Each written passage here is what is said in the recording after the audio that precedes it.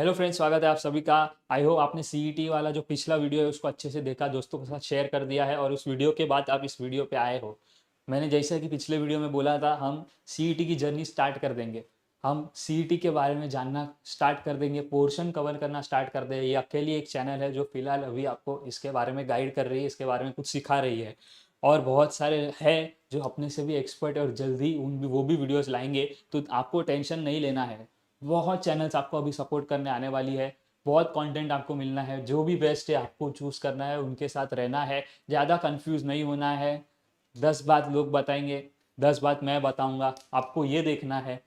खुद ही वेबसाइट पे चेक करें what is right what is wrong, और जो ज़्यादातर लोग बोल रहे हैं वही सच है। इतना समझना, कोई उठपटांग नोटिफिकेशन कहीं से कुछ आ रहा है, डोंट बिलीव ऑन दैट। तो पहला टॉपिक आज हम कवर कर रहे हैं कंप्यूटर बेसिक्स। क्यों यहाँ से स्टार्ट कर रहे हैं सर? इंग्लिश का वेटेज ज़्यादा है, अरिथमेटिक वाला जो पार्ट है, लॉजिकल पार्ट है, वो ज़्यादा है। 70 मार्क्स का तो वही पार्ट हो रहा है, तो फिर आप ये क्यों करा रहे हो सर? है ना, आपका यही क्वेश्चन होना चाहिए, ये 30 मार्क्स के लिए क्यों? बिकॉज जो ईजी है उसको करके ख़त्म करते हैं ना, at least we secure that much marks. तो कंप्यूटर बेसिक्स के आज 15 मार्क्स कवर करने का कोशिश करते हैं इस वीडियो में। आज थियोरी एक्सप्लेनेशन दूंगा, टॉपिक समझाऊंगा, फिर हो सकता है नेक्स्ट वीडियो में हम एमसीक्यूज प्रैक्टिस कर दे। तो चैनल पे आपको बने रहना है। अगर अब तक आपने सब्सक्राइब नहीं किया, बहुत बड़ी मिस्टेक कर रहे हो। बेल आइकन भी ऑन कर दो, नोटिफिकेशंस आते रहेंगे। बीएमएस की जर्नी, सीईटी की जर्नी आपकी आसान बनाने की मैं पूरी तरीके से कोशिश करूंगा। तो यहाँ पे कंप्यूटर बेसिक्स की स्टार्ट करते हैं। कंप्यूटर बेसिक्स क्या है? तो भाई कंप्यूटर के बारे में बेसिक नॉलेज जो भी आपने सीखा है इन क्लास 9, इन क्लास 10, अगर आपको कंप्यूटर था, नहीं था तो कॉमर्स में, साइंस में, जो बीएम साइंस वाले जो बीएमएस लेने का सोच रहे हैं, कॉमर्स वाले जिसको आईटी था, 11वीं 12वीं के आईटी में हमने जो पढ़ा है वही एक समराइज्ड वे में, एकदम ईजी वे में आ रहा है। घबराना मत, कोडिंग टैली ये सब नहीं है बॉस, बेसिक कंप्यूटर लिखा है, इजी होने वाला है। बस इस वीडियो में आप बने रहे मेरे साथ। फटाफट वीडियो को लाइक कीजिए और कमेंट्स में अपना प्यार ज़रूर बताइए। हो सकता है तो नोट्स ले लीजिए चीज़ों की, वरना अगर आप लोगों का ज़्यादा कमेंट्स आते हैं तो इसी को ही मैं एज अ पीडीएफ शेयर कर दूंगा डिस्क्रिप्शन में। आप वहाँ से डाउनलोड करके भी अपने रेफरेंस के लिए रख सकते हो, बट नोट्स बनाओ, बिकॉज खुद की हैंडराइटिंग में लिखते हो, ज़्यादा चीज़ें दिमाग में जाती है। पहला चीज़, ऑर्गेनाइजेशन ऑफ कंप्यूटर। भाई क्या है कंप्यूटर, कैसे चलता है, क्या चीज़ें हैं, बहुत अच्छे से और सिंपल तरीके से अपने को समझना है। तो अगर हम समझे, यहाँ पर अगर आप देखो,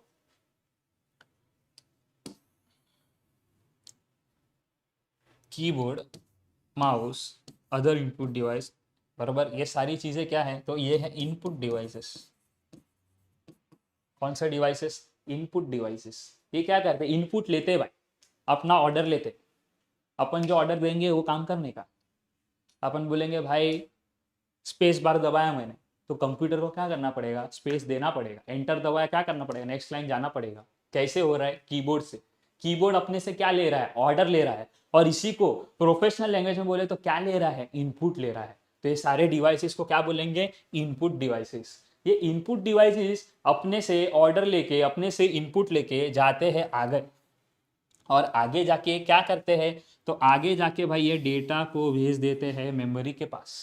किसके पास? मेमोरी के पास। कहीं तो भेजेंगे ना भाई, किसको भेजेंगे? मेमोरी को भेजेंगे। मेमोरी जाएगा, मेमोरी मिलेगा सीपीयू से, सीपीयू को भेज देगा, बोलेगा भाई काम आया, काम आया, काम आया। क्या आया? काम आया। काम आया है तो सीपीयू क्या करेगा? सीपीयू उस काम को समझेगा, जानेगा, देखेगा, बोलेगा अच्छा एंटर दबाने बोल रहा है, चलो पहुंच जाओ नेक्स्ट लाइन पे।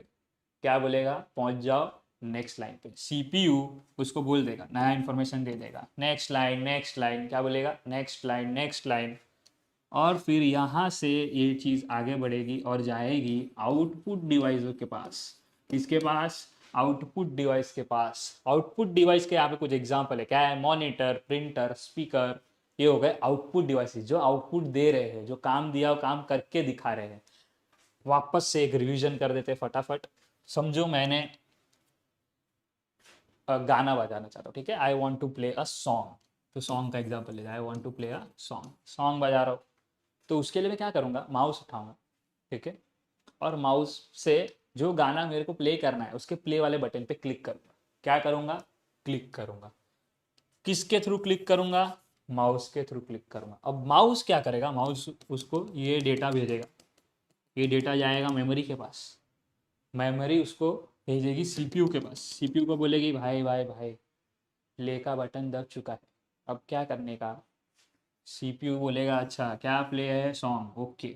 वो यहाँ से इंफॉर्मेशन भेजेगा और डिसाइड करेगा किसको भेजना है। तो भाई गाना कौन सुनाएगा अपने को, स्पीकर सुनाएगा, तो यहाँ से जाएगा और स्पीकर के पास पहुँच जाएगा। तो सीपीयू क्या करेगा, सीपीयू इनपुट लेगा, प्रोसेस करेगा, और प्रोसेस करने के बाद आउटपुट को दे देगा। क्या करेगा, इनपुट लेगा, प्रोसेस करेगा और आउटपुट को दे देगा। यही काम को पूरे कुछ बोलते हैं अपन ऑर्गेनाइजेशन ऑफ कंप्यूटर। कंप्यूटर ऐसे ही काम करता है, इनपुट लेता है, सीपीयू को देता है, प्रोसेस करता है, आउटपुट देता है। इतना आपको समझ गया तो आपको एक टॉपिक बहुत अच्छे से समझ गया है। सेंट्रल प्रोसेसिंग यूनिट, जब अपन ने सीपीयू पढ़ा, क्या है सीपीयू, तो भाई सीपीयू जो है वो क्या करता है, प्रोसेस करता है। क्या प्रोसेस करेगा, इनपुट प्रोसेस करेगा, और क्या देगा, आउटपुट देगा। क्या करेगा, इनपुट प्रोसेस करेगा, क्या देगा, आउटपुट देगा। ओके, अब सर सीपीयू तो समझा, ये तीन क्या लिखा है, arithmetic logic unit, memory unit, control unit. तो सीपीयू के अंदर तीन बच्चे लोग बैठे, क्या नाम है उनका, तो उनका पहले का नाम है ALU, मतलब अरिथमेटिक लॉजिक यूनिट। फिर है मेमोरी यूनिट, और last but not the least क्या है, कंट्रोल यूनिट। ये तीन क्या है अच्छे से समझेंगे, डोंट पैनिक, आराम से सब होगा। Arithmetic and logic unit, this part of CPU performs arithmetic operation. नहीं समझा सर, रुको सब समझेगा। It does basic mathematical calculations like addition, subtraction, division, multiplication, etc. Further, it can even perform logical functions like comparison, data. तो क्या कर रहा है भाई, तो ये जो है ये तुमको मैथमेटिकल कैलकुलेशन करने में मदद करता है, एडिशन करने में, सब्ट्रैक्शन, डिवीजन, मल्टीप्लिकेशन, ये सारी चीज़ें करने में मदद करता है, और डेटा को कंपेयर करने में मदद करता है। बस इतना ही काम है। तो अगर तुमको मैथमेटिकल कंडीशन या फिर कंपेरिजन ऑफ डेटा के रिलेटेड कुछ भी क्वेश्चन आए एमसीक्यू में, तो कौन जिम्मेदार, तो जिम्मेदार है अरिथमेटिक लॉजिक यूनिट। क्या, अरिथमेटिक लॉजिक यूनिट, ALU। समझा क्या। नेक्स्ट, मेमोरी यूनिट, नाम ही है भाई, कौन सा यूनिट, मेमोरी यूनिट भाई। क्या करता है, याद करता है। क्या करता है, याद करता है। क्या याद करता है सर, देखते। Once a user enters data using input devices, the computer system stores the data. अपन ने डायग्राम देखा अब भी जस्ट, जिसमें ऐसा इनपुट से आया, मेमोरी के पास गया, मेमोरी ने सीपीयू को भेजा, यही वो मेमोरी आइटम है। समझा क्या। The computer system stores this data in its memory unit. This data will now remain here until other components of CPU processes it. तो ये देख अभी कैसा है समझो, तुम लोग होटल में गए, बराबर, होटल में वेटिंग रहता है तो क्या करते, बाहर ऐसा कुर्सी उर्सी बिठा दिए रहते हो लोग, इधर बैठो भाई, वेट करो, जब तुम्हारा को एक टेबल खाली मिलेगा तो तुमको बुलाएंगे और अंदर भेजेंगे। यही काम मेमोरी यूनिट करता है। मेमोरी यूनिट क्या करेगा, मेमोरी यूनिट काम जो आ रहा है, इनपुट आ रहा है, वो सबको बिठा के रखेगा, बैठ जाओ, सीटीआर सीटीआर। उसके बाद एक एक करके सीपीयू के पास भेजेगा, चलो आपका नंबर, आप जाओ। सीपीयू देखेगा अच्छा क्या काम करने का है, ओके बता देगा मेमोरी यूनिट को। फिर दूसरा भेजेगा, ओके बता देगा। तीसरा, ओके डन। समझा। तो क्या करता है, उनको स्टोर करके रखता है, सारे ही इनपुट्स को स्टोर करके रखता है, एक एक करके सीपीयू को भेजता है, सीपीयू उसको प्रोसेस करता है और वापस मेमोरी यूनिट को दे देता है कि भाई चल भाई संभाल। अभी आगे पढ़ते क्या है। The memory unit uses a set of pre-programmed instructions to further transmit the data to the parts of CPU. Be overwritten by computer, it is also called as non-volatile memory. तो अभी इसका काम है सिंपल सा, चीज़ों का input लेना, input को स्टोर करना, सीपीयू को भेज देना और सीपीयू से काम निकलवा के लेना। क्या, स्टोर करना और काम निकलवा के लेना। मेमोरी यूनिट का काम मेमोरी करना, क्या करना, याद करना, मतलब स्टोर करना। समझा क्या। यानी मेमोरी यूनिट कभी भी आया क्वेश्चन या ऐसा आया हु स्टोर्स डेटा, तो क्या आएगा, मेमोरी यूनिट। समझा क्या, सीपीयू के रिलेटेड क्वेश्चन आया, मैथमेटिक्स के रिलेटेड आया, तो कौन काम करेगा, एएलयू, अरिथमेटिक लॉजिक यूनिट। अगर स्टोर करने के रिलेटेड सीपीयू में कोई क्वेश्चन आया तो कौन करेगा, मेमोरी यूनिट। और थर्ड जो है वो है हमारा कंट्रोल यूनिट। कंट्रोल क्या, कंट्रोल काम ही है ना, नाम में बहुत कुछ छुपा है।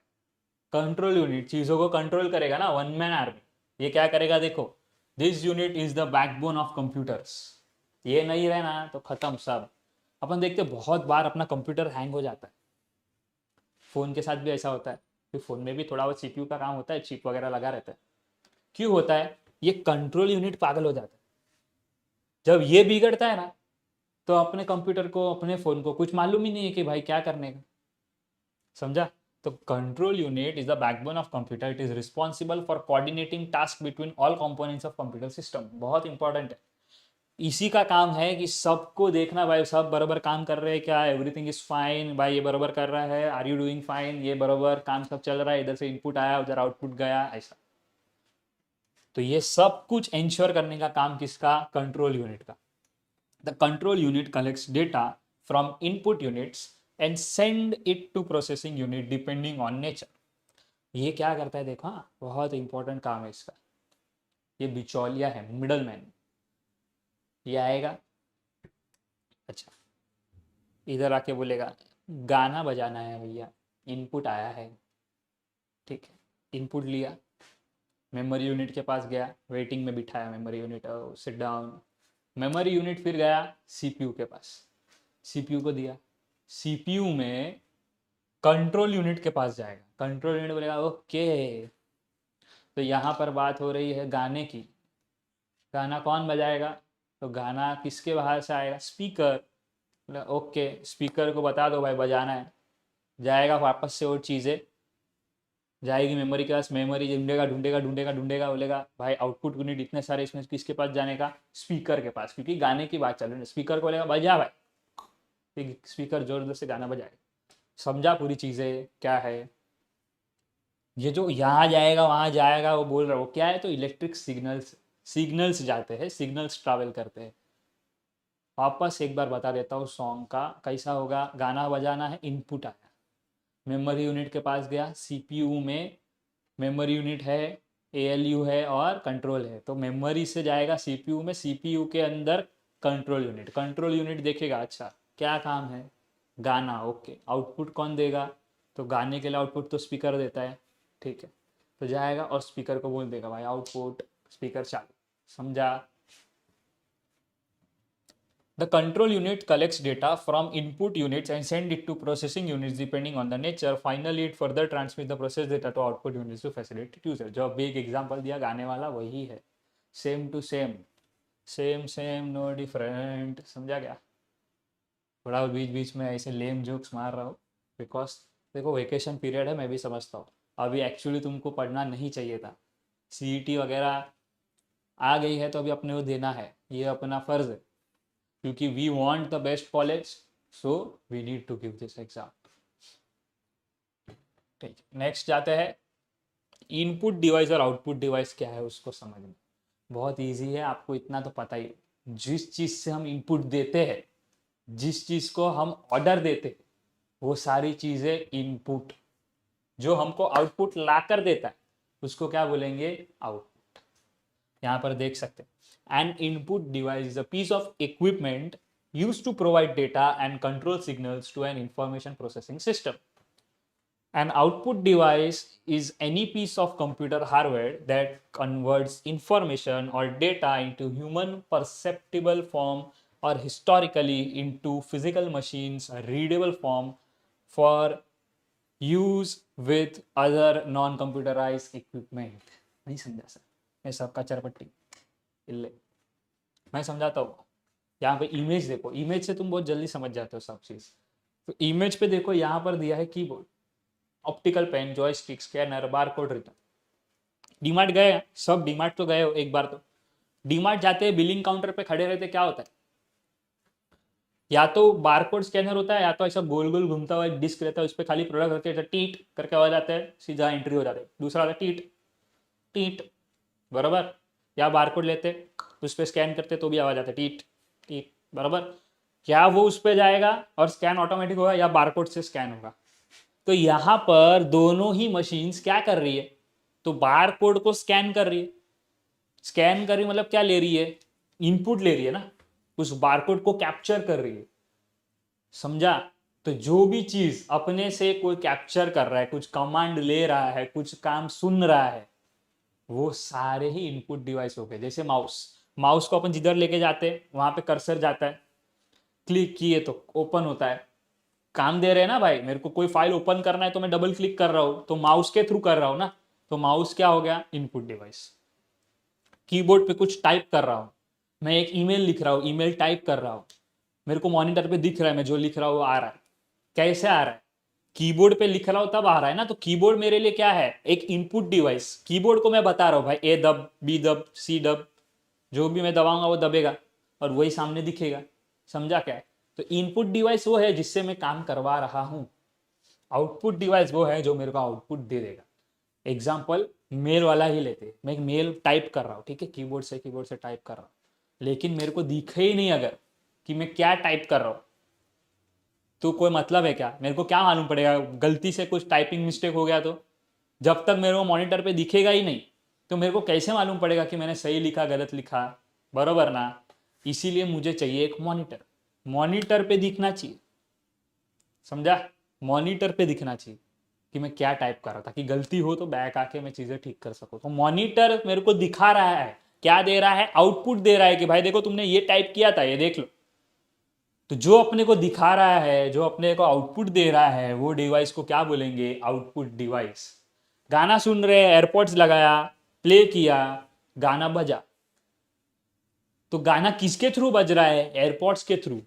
मेरा इंटेंशन क्या था, गाना सुनना, बजा ना, कहां से बजा, एयरपोर्ट से। एयरपोर्ट्स मेरे लिए क्या हो गए, आउटपुट डिवाइस। प्रिंट करना है मेरे को कोई डॉक्यूमेंट, मैंने बटन दबाया, मेरे हाथ में प्रिंट आउट आ गया। ये जो प्रिंट आउट आया किसके थ्रू आया, प्रिंटर के थ्रू आया। प्रिंटर क्या हो गया, मेरा आउटपुट डिवाइस हो गया, समझा? आउटपुट डिवाइसेस क्या होते हैं, इनपुट डिवाइस क्या होते हैं। इमेजेस देखो, मेरा वीडियो को थोड़ा पीछे जाके वापस सुनो, बहुत अच्छे से क्लियर हो जाएगा input device and output device.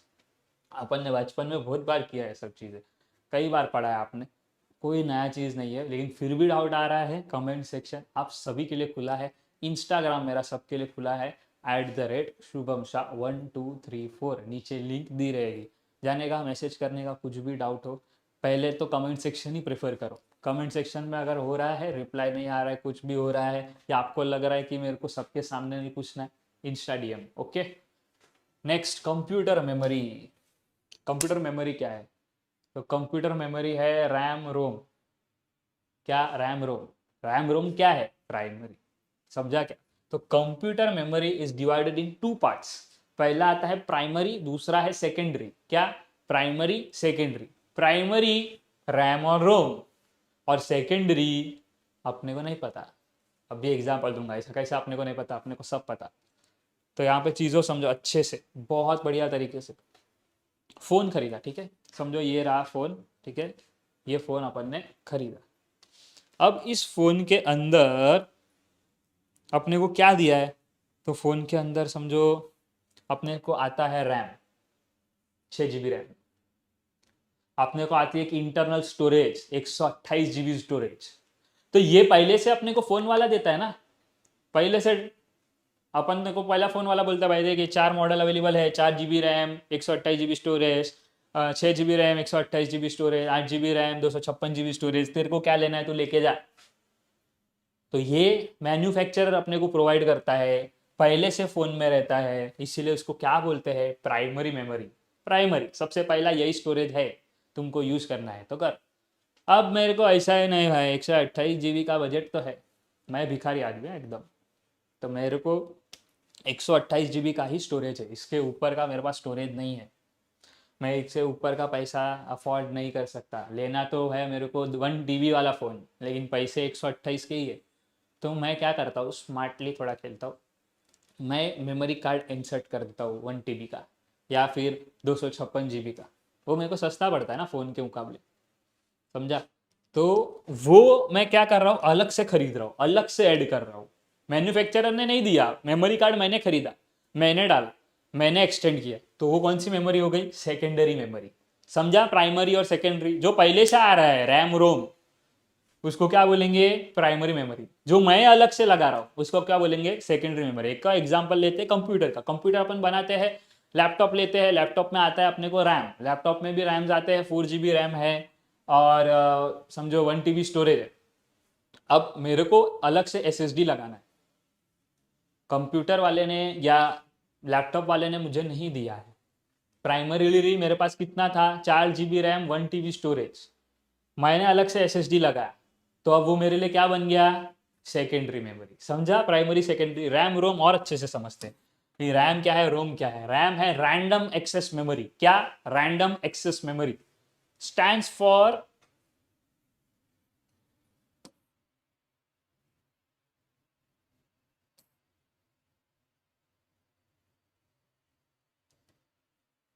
ठीक है, यहाँ पर एक प्रॉब्लम आ गया है, टाइपो है, इग्नोर करो। रैम क्या है, रैंडम एक्सेस मेमोरी।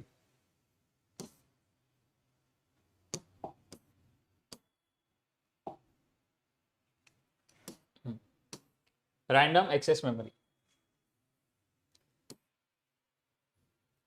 अब रैम जो है, रैम की दिक्कतें समझो, पहले रोम समझते, इसका ऑपोजिट पूरा कर दिया ना तो अपना बन जाएगा ROM, stands for read only memory. RAM क्या है, stands for random access memory. Full form पूछ सकते हैं MCQ में, रैम स्टैंड्स फॉर, तो क्या बहुत सारा ऑप्शन दिया रहेगा, अपने को क्या लेना है, रैम है यानी कि रैंडम एक्सेस मेमोरी। रोम पूछा तो रीड ओनली मेमोरी, क्या, random access memory, read only memory, RAM ROM. Next, content is not lost when the power supply is switched off. अब रोम क्या है समझो और रैम क्या है समझो। फोन के अंदर अपने को 6 GB रैम दिया है, 128 GB स्टोरेज दिया है, तो 6 GB जो है वो तो रैम हो गया, 128 GB जो स्टोरेज है उसको रोम बोलते हैं। अब समझो तुम गेम खेलो, बराबर, और बीच में तुमको आ गया फोन, दोस्त का फोन है, नहीं उठाया गाली देगा, फोन उठा लिया, फोन उठाया, बात कर रहे, हेलो, हाँ, बातचीत चली, 15-20 मिनट चला, ओके हाँ चलेगा, फोन कट, वापस गेम शुरू, गेम बैकग्राउंड में पड़ा रहता है ना, बराबर। अब समझो, जैसे ही तुमने गेम खेलना स्टार्ट किया, तुमने 1 घंटा बात किया फोन पे, अब फोन का बैटरी ड्रेन हो गया, फोन 0% हो गया, तुमने गेम जस्ट स्टार्ट ही की वापस खेलनी और फोन बंद हो गया। अब तुम चार्ज करते हो, फोन वापस स्टार्ट करते हो, क्या वो गेम वहीं से स्टार्ट होगी या उसको वापस खेलना पड़ेगा, शुरू से खेलना पड़ेगा, वहीं से स्टार्ट नहीं होगी। अगर तुम समझो कोई पर्टिकुलर गेम तुम्हारा गोइंग है, वो वहीं से स्टार्ट नहीं होगा, तुमको वापस लॉबी में भेज देगा, वहां से वापस स्टार्ट करना पड़ेगा। यही चीज यहाँ पर है। रैम अगर आपका पावर सप्लाई कट ऑफ हो जाता है तो स्टोर नहीं कर सकता, बल्कि रोम करेगा। कैसे, देखो, अब फोन तो बंद हो गया, तुमने फोन स्टार्ट किया, वो जो ऐप इंस्टॉल किया था, जो गेम इंस्टॉल किया था, वो अनइंस्टॉल हो गया क्या, नहीं, स्टोर्ड है, समझा। तो रैम क्या है वो समझो, वापस एक बार बहुत अच्छे से समझा दो, देखो, हाँ,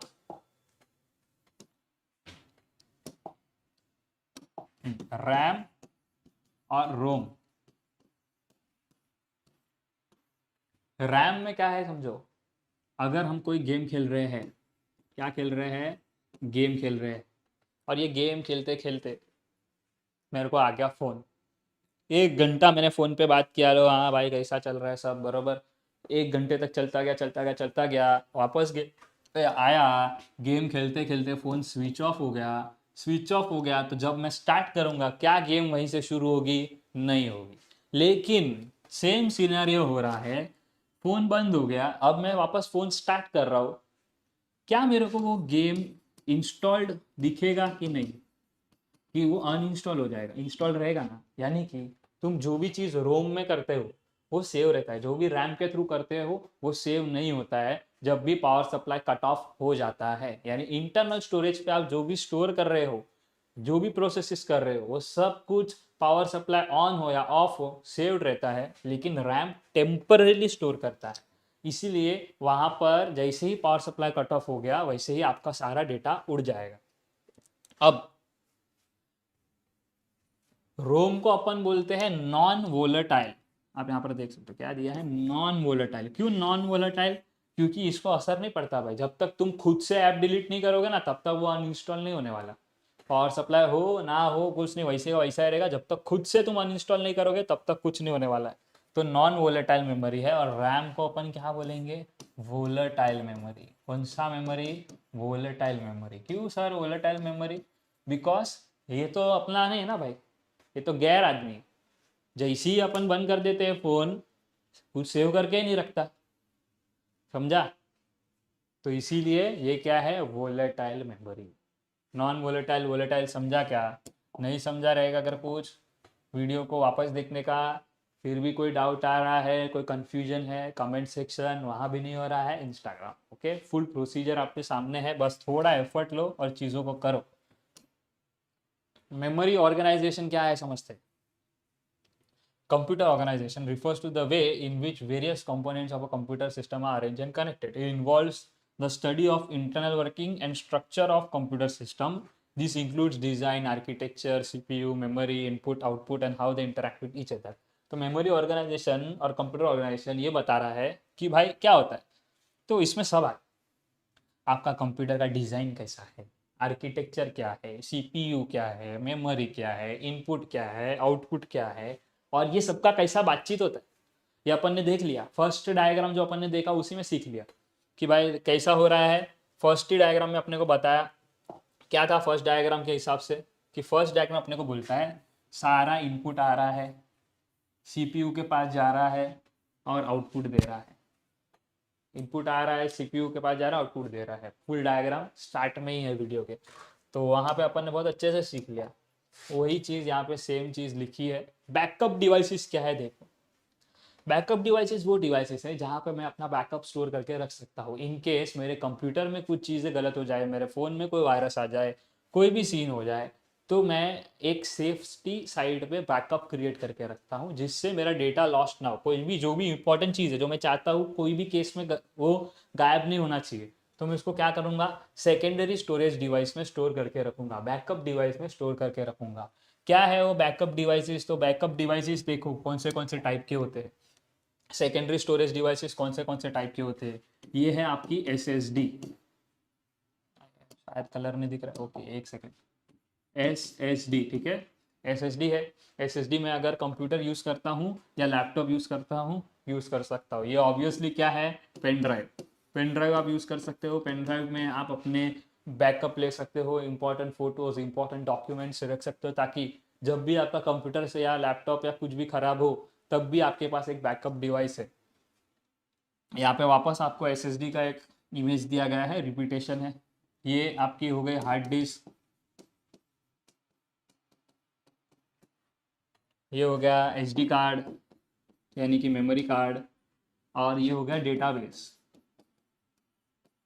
आप डेटाबेस में भी डेटा को स्टोर करके रख सकते हो, यानी कि क्लाउड पे रख दिया आपने। अब क्लाउड वगैरह क्या होता है इतनी डिटेल्स में नहीं जाएंगे और कन्फ्यूजन क्रिएट होगी। हो सकता है तो कोई और नेक्स्ट लेक्चर में मैं एक्सप्लेन कर दूंगा क्लाउड के बारे में। फिलहाल आपको ये समझना है कि backup devices are those devices where I can store a backup of my files which are most important to me. यानी कि जो भी चीज़ें मुझे इंपॉर्टेंट है वो मैं सब उसमें डाल दूंगा, ताकि in case of computer system failure और माई फोन फेलियर और माई डिवाइस फेलियर मेरे पास एक बैकअप है। किसमें स्टोर होगा? सेकेंडरी स्टोरेज डिवाइस में। कौन से डिवाइसेस है? एसएसडी है, पेन ड्राइव है, हार्ड डिस्क है, एसडी कार्ड है, डेटाबेस है, ये सारी चीजें। नेक्स्ट,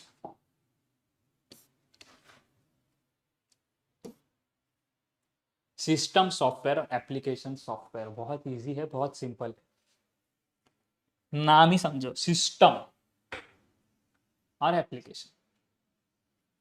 आपका फोन कौन सा है, एंड्रॉयड या आईओएस? नीचे कमेंट में बताने का। अगर एंड्रॉयड है तो किस ऑपरेटिंग सिस्टम पे रन कर रहा है, बराबर। और iOS है तो किस पे? कमेंट कर लो फटाफट। ऑब्वियसली एप्पल फ़ोन है तो iOS, बाकी कोई भी फ़ोन है तो एंड्रॉयड पे रन कर रहा है।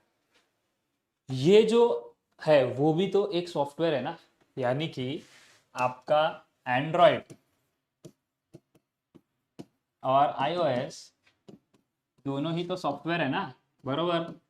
तो ये सॉफ्टवेयर कौन से टाइप के सॉफ्टवेयर है? दीज आर सिस्टम सॉफ्टवेयर्स, समझा। अब बेस्ट चीज और एक एग्जांपल इसी सिस्टम सॉफ्टवेयर का लेते हैं। आपका कंप्यूटर, आपका लैपटॉप किस पे चल रहा है? विंडोज पे चल रहा है। विंडोज भी क्या है? तो सिस्टम सॉफ्टवेयर, समझा। यानी कि आपकी ऑपरेटिंग सिस्टम को ही हम सिस्टम सॉफ्टवेयर बोल सकते हैं। लिनक्स हो गया, मैकओएस हो गया, विंडोज, एंड्रॉयड, आईओएस, ये सारी सिस्टम सॉफ्टवेयर है। तो सर एप्लीकेशन सॉफ्टवेयर बेटा जो भी अपन इंस्टॉल कर रहे हैं वो एप्लीकेशन सॉफ्टवेयर है। जो भी फोन में हम इंस्टॉल कर रहे हैं वो सारी चीजें बच्चा क्या बोलते हैं उसको? एप्लीकेशन सॉफ्टवेयर, समझा। यानी कि समझो मेरा फोन जो है, मेरा फोन है S24। S24 के अंदर क्या चलता है? एंड्रॉयड चलता है, ठीक है। तो सिस्टम सॉफ्टवेयर क्या हो गया? एंड्रॉयड। अब इसके अंदर मैंने इंस्टाग्राम इंस्टॉल किया, यूट्यूब इंस्टॉल किया, फेसबुक इंस्टॉल किया, ये सब क्या है? यही सब तो है मेरा एप्लीकेशन सॉफ्टवेयर, समझा क्या। आगे देखते हैं सिस्टम और एप्लीकेशन को थोड़ा किताबी भाषा में क्या है क्या नहीं। System software is a set of instruction required for a computer to work. यही नहीं रहेगा तो कंप्यूटर नहीं चलेगा, कैसा देखोगे? कुछ तो यूजर इंटरफेस होना चाहिए, कुछ तो होना चाहिए जिसके थ्रू हम टच करके या स्क्रॉल करके कहीं पे कोई ऑप्शन क्लिक कर सके। तो ये जान है भाई कंप्यूटर की, ये नहीं रहेगा तो कंप्यूटर या लैपटॉप या मोबाइल फोन कुछ काम का नहीं। For example, Linux operating system is a program that allows different application in various components of hardware such as monitor, printer, mouse, keyboard, etc. to communicate with each other। तो ये ही आपको मदद करता है कम्युनिकेशन करने में। ये सबसे बड़ी चीज़ है कंप्यूटर, लैपटॉप, मोबाइल में। ये नहीं रहेगा तो उनका कोई एग्जिस्टेंस ही नहीं है। यहाँ पे मैंने एग्जांपल दिया है लिनक्स का, लोगो दिया है विंडोज का। यही दो एग्जांपल आप भी याद रखना, बिकॉज इसी के थ्रू कुछ आ सकता है। और भी आपको मैं बता देता हूँ क्या क्या हो सकता है। तो मैक ओएस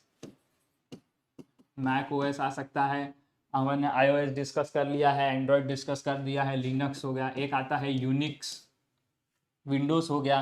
फिर एक आता है डॉस। बस इनको याद रखना है, क्या? Linux, Unix, Windows, iOS, Android, Mac OS, Unix, DOS, और फिर ब्लैकबेरी ओएस, ऐसे बहुत सारे हैं। ये सब क्या होगा? System software. एप्लीकेशन सॉफ्टवेयर क्या है? Application software is a program और group of programs designed for end user.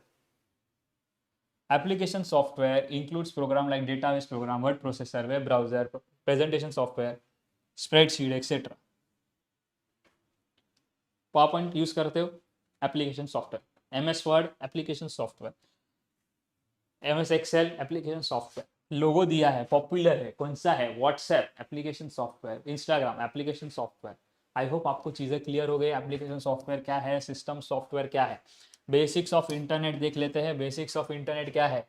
तो internet is a global network of billions of computers and other electronic devices.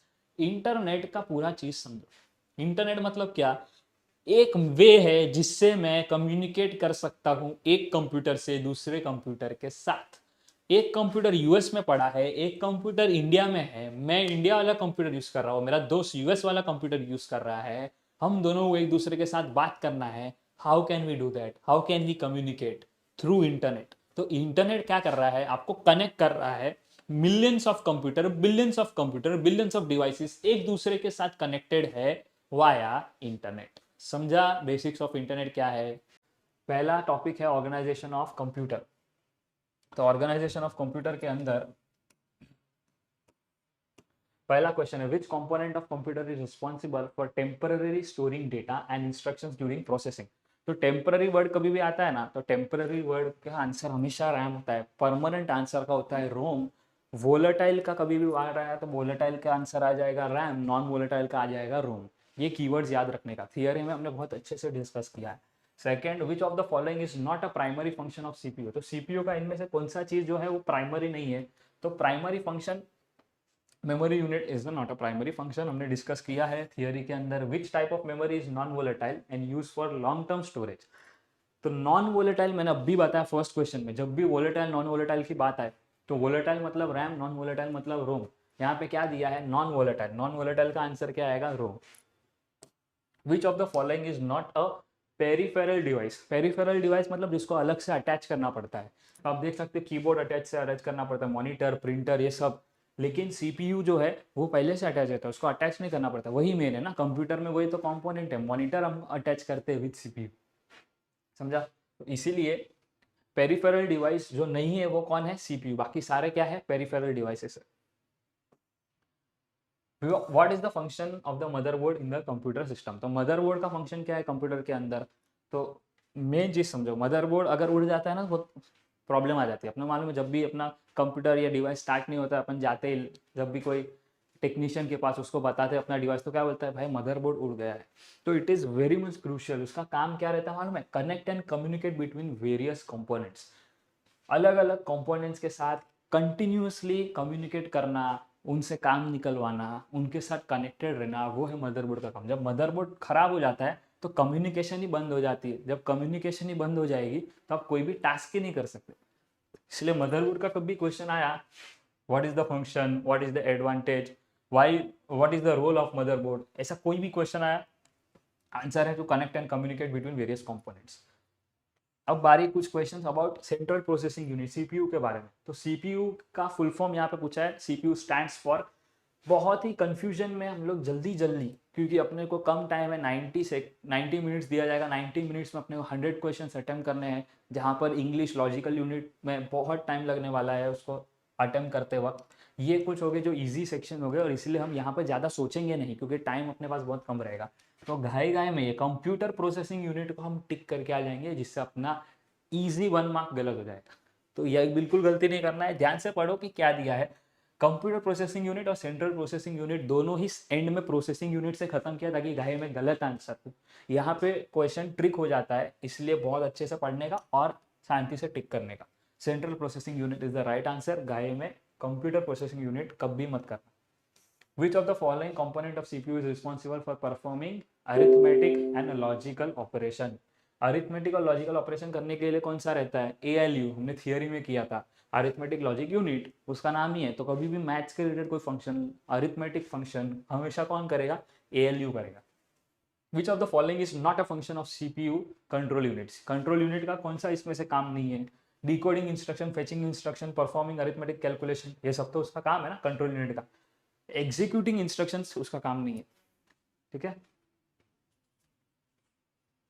तो यहाँ पे एक इशू है, आप चेक कर लो, यहाँ पे मिसप्रिंट हो गया है। इसका आंसर रहेगा परफॉर्मिंग अरिथमेटिक कैलकुलेशन, क्योंकि वो तो कौन करता है, ALU करता है। तो ये कंट्रोल यूनिट का काम नहीं है, ALU का काम है। तो इसका आंसर है डी। करेक्शन कर लेना, ये फाइल जब भी आपको मिलेगी उसमें भी शायद हो सकता है यही प्रिंटेड आए, तो वहाँ पे आपको ये एक करेक्शन कर लेना है। ओके, नेक्स्ट जाते हैं हम।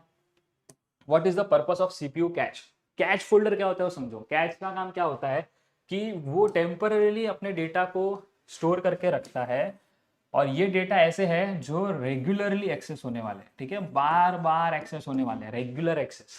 एग्जाम्पल, मैं कोई ऐप में, जियो सिनेमा का एग्जाम्पल लेते हैं, मैं कोई ऐप में जियो सिनेमा में लॉग इन कर रहा हूँ, ठीक है, मैंने लॉग इन कर लिया। अब ये स्टोर हो गए, मेरी लॉगिंग इन्फॉर्मेशन स्टोर हो गई है। तो जब भी मैं वापस उस ऐप पे आऊंगा ना, तो मेरे को बोलेगा नहीं रोज रोज लॉगिन करने, एक बार लॉगिन किया सेव हो गया। अब कई बार हम जब फोल्डर में जाते हैं अपने फाइल मैनेजर में, और वहां पे जियो सिनेमा के फोल्डर के अंदर देखेंगे ना, तो वहां पे कैश फोल्डर बना रहे हैं, उसको आप डिलीट करके देखना, तो आपके सारे ही लॉगिन क्रेडेंशियल्स डिलीट हो जाएंगे, आपको फिर से लॉगिन करना पड़ेगा। तो इसीलिए कभी भी ये कैश वाला फोल्डर है ना, इसको डिलीट करने बोलते हैं।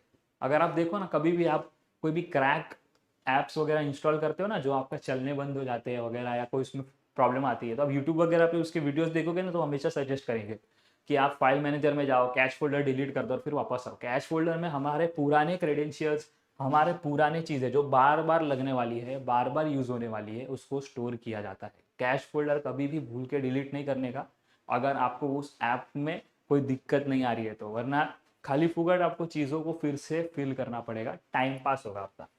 फिफ्थ वाला जो चीज़ है, which of the unit of CPU temporarily stores data and instruction while they are being processed। तो टेम्पररीली कौन स्टोर करता है, यहाँ पे भी देखिए अब एक एरर आया है, हो जाता है कभी कभी, एक ऊपर नीचे अंडरलाइन हो जाता है। गलती सबसे होती है। तो अपने को यहाँ पे अपना राइट आंसर है D, memory unit. Memory unit temporary data को स्टोर करता है, रजिस्टर यूनिट करके कोई यूनिट ही नहीं होता, ये कंफ्यूजन करने के लिए अपने को दिया है। Memory unit is the right answer. PDF में ये भी करेक्ट कर लेना। नेक्स्ट है, पीडीएफ में करेक्टेड भी हो सकता है, बट इन केस ना हो तो यहाँ पे मैंने बता दिया है, आप चेक कर लेना। अभी स्ट्रक्चर ऑफ इंस्ट्रक्शंस के बारे में है, ये चीज़ है जो हमने यूज़ नहीं की है, थियोरी में हमने कवर नहीं किया है, बिकॉज इसके रिलेटेड कुछ थियोरी पार्ट ज़्यादा था नहीं, क्योंकि बहुत ही डीप में इसकी थियोरी है जो एट दिस पॉइंट तुम्हारे काम की नहीं है। तो यहाँ पर हम ऊपर ऊपर से थोड़ा एमसीक्यूज कर सकते हैं कि बाई चांस एक आध दो 15 में से एक या दो क्वेश्चन इसके आने के चांसेस है, करके रखते हैं, आ गया तो अपने को आना चाहिए। What is the role of op code? Op code का काम क्या है? तो ओपी कोड का काम है, ओपी मतलब operation code, it indicates operation to be perform by CPU. तो ओपी कोड, ऑपरेशन कोड का काम क्या रहेगा? Perform operations. सिंपल कीवर्ड्स को याद रखो, ओपी कोड, ऑपरेशन कोड, तो क्या करेगा? ऑपरेशन करेगा। विच of the component of the instruction format specifies the location of data operands?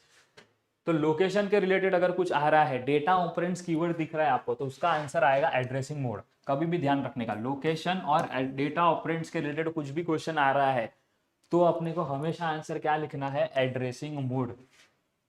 Next, RISC. RISC के रिलेटेड कुछ क्वेश्चन आता है, reduce instruction for set computing, इसके रिलेटेड कुछ भी आता है तो अपने को ध्यान रखना है कि अगर उसका स्टोरेज लेंथ वगैरह कुछ बोला है तो हमेशा आंसर क्या आएगा? 32 बिट्स। क्या आएगा? 32 बिट्स। यानी आरआईएससी के अंदर अपने को हमेशा इंस्ट्रक्शन किस फॉर्मेट में देना है, यानी मिनिमम कितना स्टोरेज रहेगा? 32 बिट्स का इंस्ट्रक्शन उसमें पहुंचना चाहिए।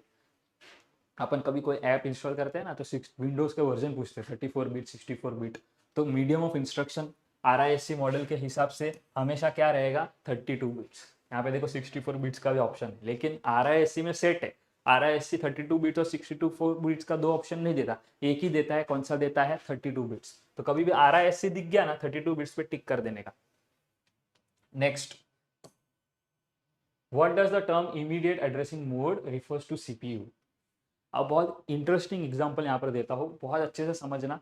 अब समझो कि आपने जो है गरम चाय में गलती से अपनी उंगली डाल दी, बहुत ही गर्म चाय थी, तुरंत अपन उंगली खींच लेते, जैसे टच हुआ मालूम पड़ा गर्म है। अब ये कैसा हुआ? अगर नॉर्मल प्रोसीजर फॉलो करने जाए ना तो क्या होता है, यहाँ पे से अपने न्यूरॉन्स वगैरह अपने को सारे ही सिग्नल्स वगैरह भेजते हैं और वो अपने ब्रेन में जाता है, ब्रेन डिसाइड करता है क्या करना है। इतना टाइम पास करेंगे ना तब तक उंगली जल गया रहे। तो इसीलिए टेम्पररीली हमारे बीच बीच में मेमोरी स्टोर की जाती है, तो वहां से ये सारे इंफॉर्मेशन लिया जाता है। कई बार स्पाइनल कॉर्ड के बहुत सारी जगह पे अपनी इंस्ट्रक्शंस वगैरह स्टोर रहती है, तो ब्रेन तक जाने की जरूरत नहीं पड़ती, यहीं से अपने को आंसर मिल जाता है ऐसे इमरजेंसी सिचुएशन में। तो यहाँ भी वही बोला है कि ऐसा इमरजेंसी कुछ हो गया तो क्या करेंगे? तो इंस्ट्रक्शन डेटा के फॉर्मेट में ही रहेगा, यानी डेटा में ही इंस्ट्रक्शन छुपा रहेगा। थोड़े हिंट देके भेजेंगे सीपीयू को, ताकि सीपीयू को वहीं से हिंट मिल जाए, सोचना ना पड़े क्या करना है, उसको मालूम है अच्छा अच्छा डन डन फटाफट करेगा। तो डेटा के साथ साथ इंस्ट्रक्शन को भेज देंगे। क्या करेंगे? डेटा के साथ साथ इंस्ट्रक्शन को पहले से ही भेज देंगे। इससे क्या होगा कि मेरा इमरजेंसी में काम और फास्ट हो जाएगा। ये कैसे होता है? ये कंप्यूटर खुद करता है, उनको पहले से इसी तरीके से इंस्ट्रक्शन और प्रोग्राम किया गया है। Which component of CPU interprets and executes instruction stored in the instruction register? तो कौन समझता है और एग्जीक्यूट करवाता है? Control unit. हमने पढ़ा है कंट्रोल यूनिट का काम क्या रहता है। कंट्रोल यूनिट चीजों को समझता है और फिर उससे काम करवाता है। कंट्रोल यूनिट का काम ही है ना सब कुछ कंट्रोल में रखना। तो कंट्रोल यूनिट क्या करेगा? इंटरप्रेट करेगा और एग्जीक्यूट करेगा। अब इनपुट आउटपुट डिवाइसेस पे कुछ क्वेश्चन है। विच of the following is N input device? Input device क्या है? जिसको हमें इनपुट के लिए यूज करते हैं। आउटपुट डिवाइस जो हमें आउटपुट देता है। प्रिंटर आउटपुट देता है, मॉनिटर आउटपुट दिखाता है, कीबोर्ड आउटपुट अपने से लेता है, स्पीकर भी आउटपुट देता है। तो यहाँ पे इनपुट डिवाइस में क्या आ जाएगा? कीबोर्ड। नेक्स्ट है what is the primary function of scanner? Scanner अपन ने यूज किया है कैम स्कैनर करके, पहले ऐप आता था, चाइनीज ऐप बैन हो चुका है। अभी फिलहाल हम एडोब स्कैनर यूज करते हैं। एडोब स्कैनर क्या करता है? सबसे best example Google lens. Google lens क्या करते हो?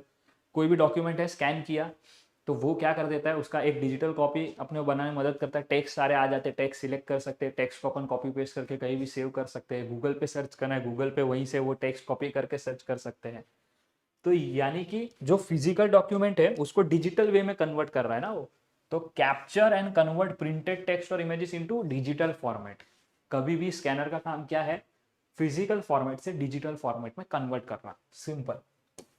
विच device is commonly use for both input and output purposes. अब ये एक ट्विस्ट क्वेश्चन है, ऐसा कौन सा डिवाइस है जो इनपुट आउटपुट दोनों करता है। तो अभी यहाँ पे लाइव एग्जांपल आपके सामने है। यहाँ पे मैं देख रहा हूँ कि ये देखो मैं स्क्रीन ऊपर नीचे कर रहा हूँ, बराबर है, यानी इनपुट दे रहा हूँ, तभी वो उस हिसाब से ऊपर नीचे जा रहा है। आप लोगों को ये स्क्रीन एज एन आउटपुट नजर आ रही, आपको ये चीजें दिख रही है, तो वो इनपुट भी ले रहा है, आउटपुट भी दे रहा है। तो टच स्क्रीन डिवाइसेस का काम क्या रहता है, इनपुट आउटपुट दोनों ही, इसीलिए यहाँ पे आंसर है touch screen. What is the function of microphone. Microphone क्या करता है, यहाँ पे मैंने पहना हुआ है, माइक्रोफोन क्या कर रहा है, मेरे साउंड को कैप्चर कर रहा है और उसको डिजिटल फॉर्मेट में कन्वर्ट कर रहा है। तो यहाँ पे माइक्रोफोन का सिंपल काम क्या है, capture sound and convert into digital signals. Visuals दिखाता नहीं है, वो तो कैमरा रिकॉर्ड करता है। प्रिंट्स डॉक्यूमेंट, डॉक्यूमेंट कौन करता है, प्रिंटर करता है। स्कैन इमेजेस, स्कैनर करता है। तो एक ही ऑप्शन बचता है, क्या, capturing the sound and converting into digital formats या digital signals. Which of the following is an example of output device. Output device का एग्जांपल यहाँ पर दिया है माउस। माउस इनपुट डिवाइस है, हम वाया कर्सर चेक करते हैं, ठीक है। कर्सर को जहाँ लेके जाएंगे, जहाँ टैप करेंगे वो ओपन होता है, तो इनपुट दे रहे हैं। कीबोर्ड ऑब्वियसली इनपुट दे रहे हैं। स्कैनर भी अपन स्कैन कर रहे हैं, उसको डॉक्यूमेंट का इनपुट दे रहे हैं कि भाई ये चीज़ स्कैन कर, बराबर। प्रोजेक्टर अपने को आउटपुट देता है। थिएटर में जाते हैं, देखते हैं ऊपर से ऐसी लाइट आ रही है, वो लाइट क्या है, प्रोजेक्टर के जरिए आ रही है। क्या आ रहा है, आउटपुट आ रहा है, इसलिए आउटपुट डिवाइस क्या होगा, प्रोजेक्टर। कंप्यूटर मेमोरी के रिलेटेड कुछ क्वेश्चन है। Which type of computer memory is volatile. Volatile आया मतलब क्या आ जाएगा, RAM. Non volatile ROM. Temporary RAM, permanent ROM, समझा। What primary function of ROM in computer system. Primary function क्या है, तो एसेंशियल सिस्टम इंस्ट्रक्शंस को स्टोर करता है जो बार बार बदलने नहीं वाली है। एग्जांपल अपने विंडोज अगर हम यूज कर रहे हैं तो विंडोज की जो फाइल्स है, विंडोज 10, विंडोज 11 जो भी यूज कर रहे हैं, उसकी जो सिस्टम फाइल्स है वो सेव रहेगी। ऐसी चीजें जो बार बार चेंज नहीं होने वाली, जैसे ऐप के अपने फाइल्स बार बार चेंज हो गए, क्या हम ऐप का कोडिंग थोड़ी अपने को आता है जो अपन जाएंगे बार बार चेंज करेंगे, नहीं।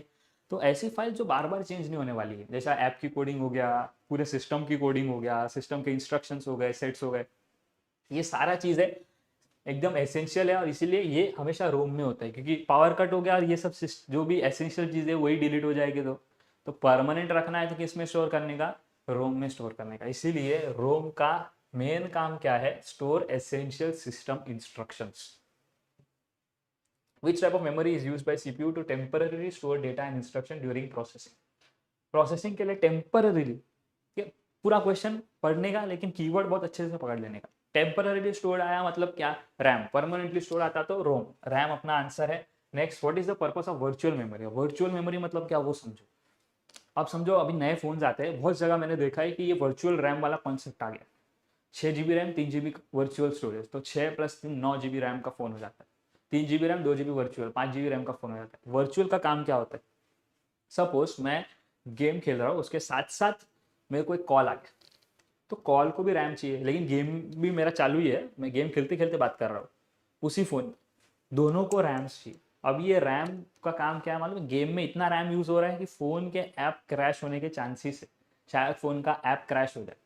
तो अब इस केस में जब जो लोकल रैम भी है वो काम नहीं कर पा रहा है, उसका पूरा ही पावर गेमिंग में लग चुका है, तो ये वर्चुअल रैम जागेगा। उसको जागेंगे, भाई जाग, और उसको बोलेंगे कि तू ये फोन वाला ऐप को संभाल।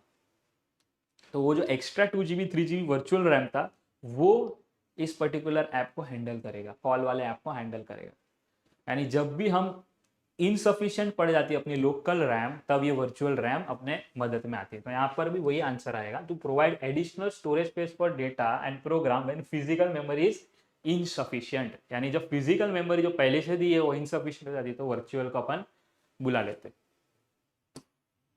विच memory hierarchy has the fastest access speed. तो जब भी एक्सेस स्पीड की बात आती है, कौन सबसे फास्टेस्ट डेटा को एक्सेस कर सकता है, कैश मेमोरी सबसे फास्टेस्ट एक्सेस दे पाएगी आप।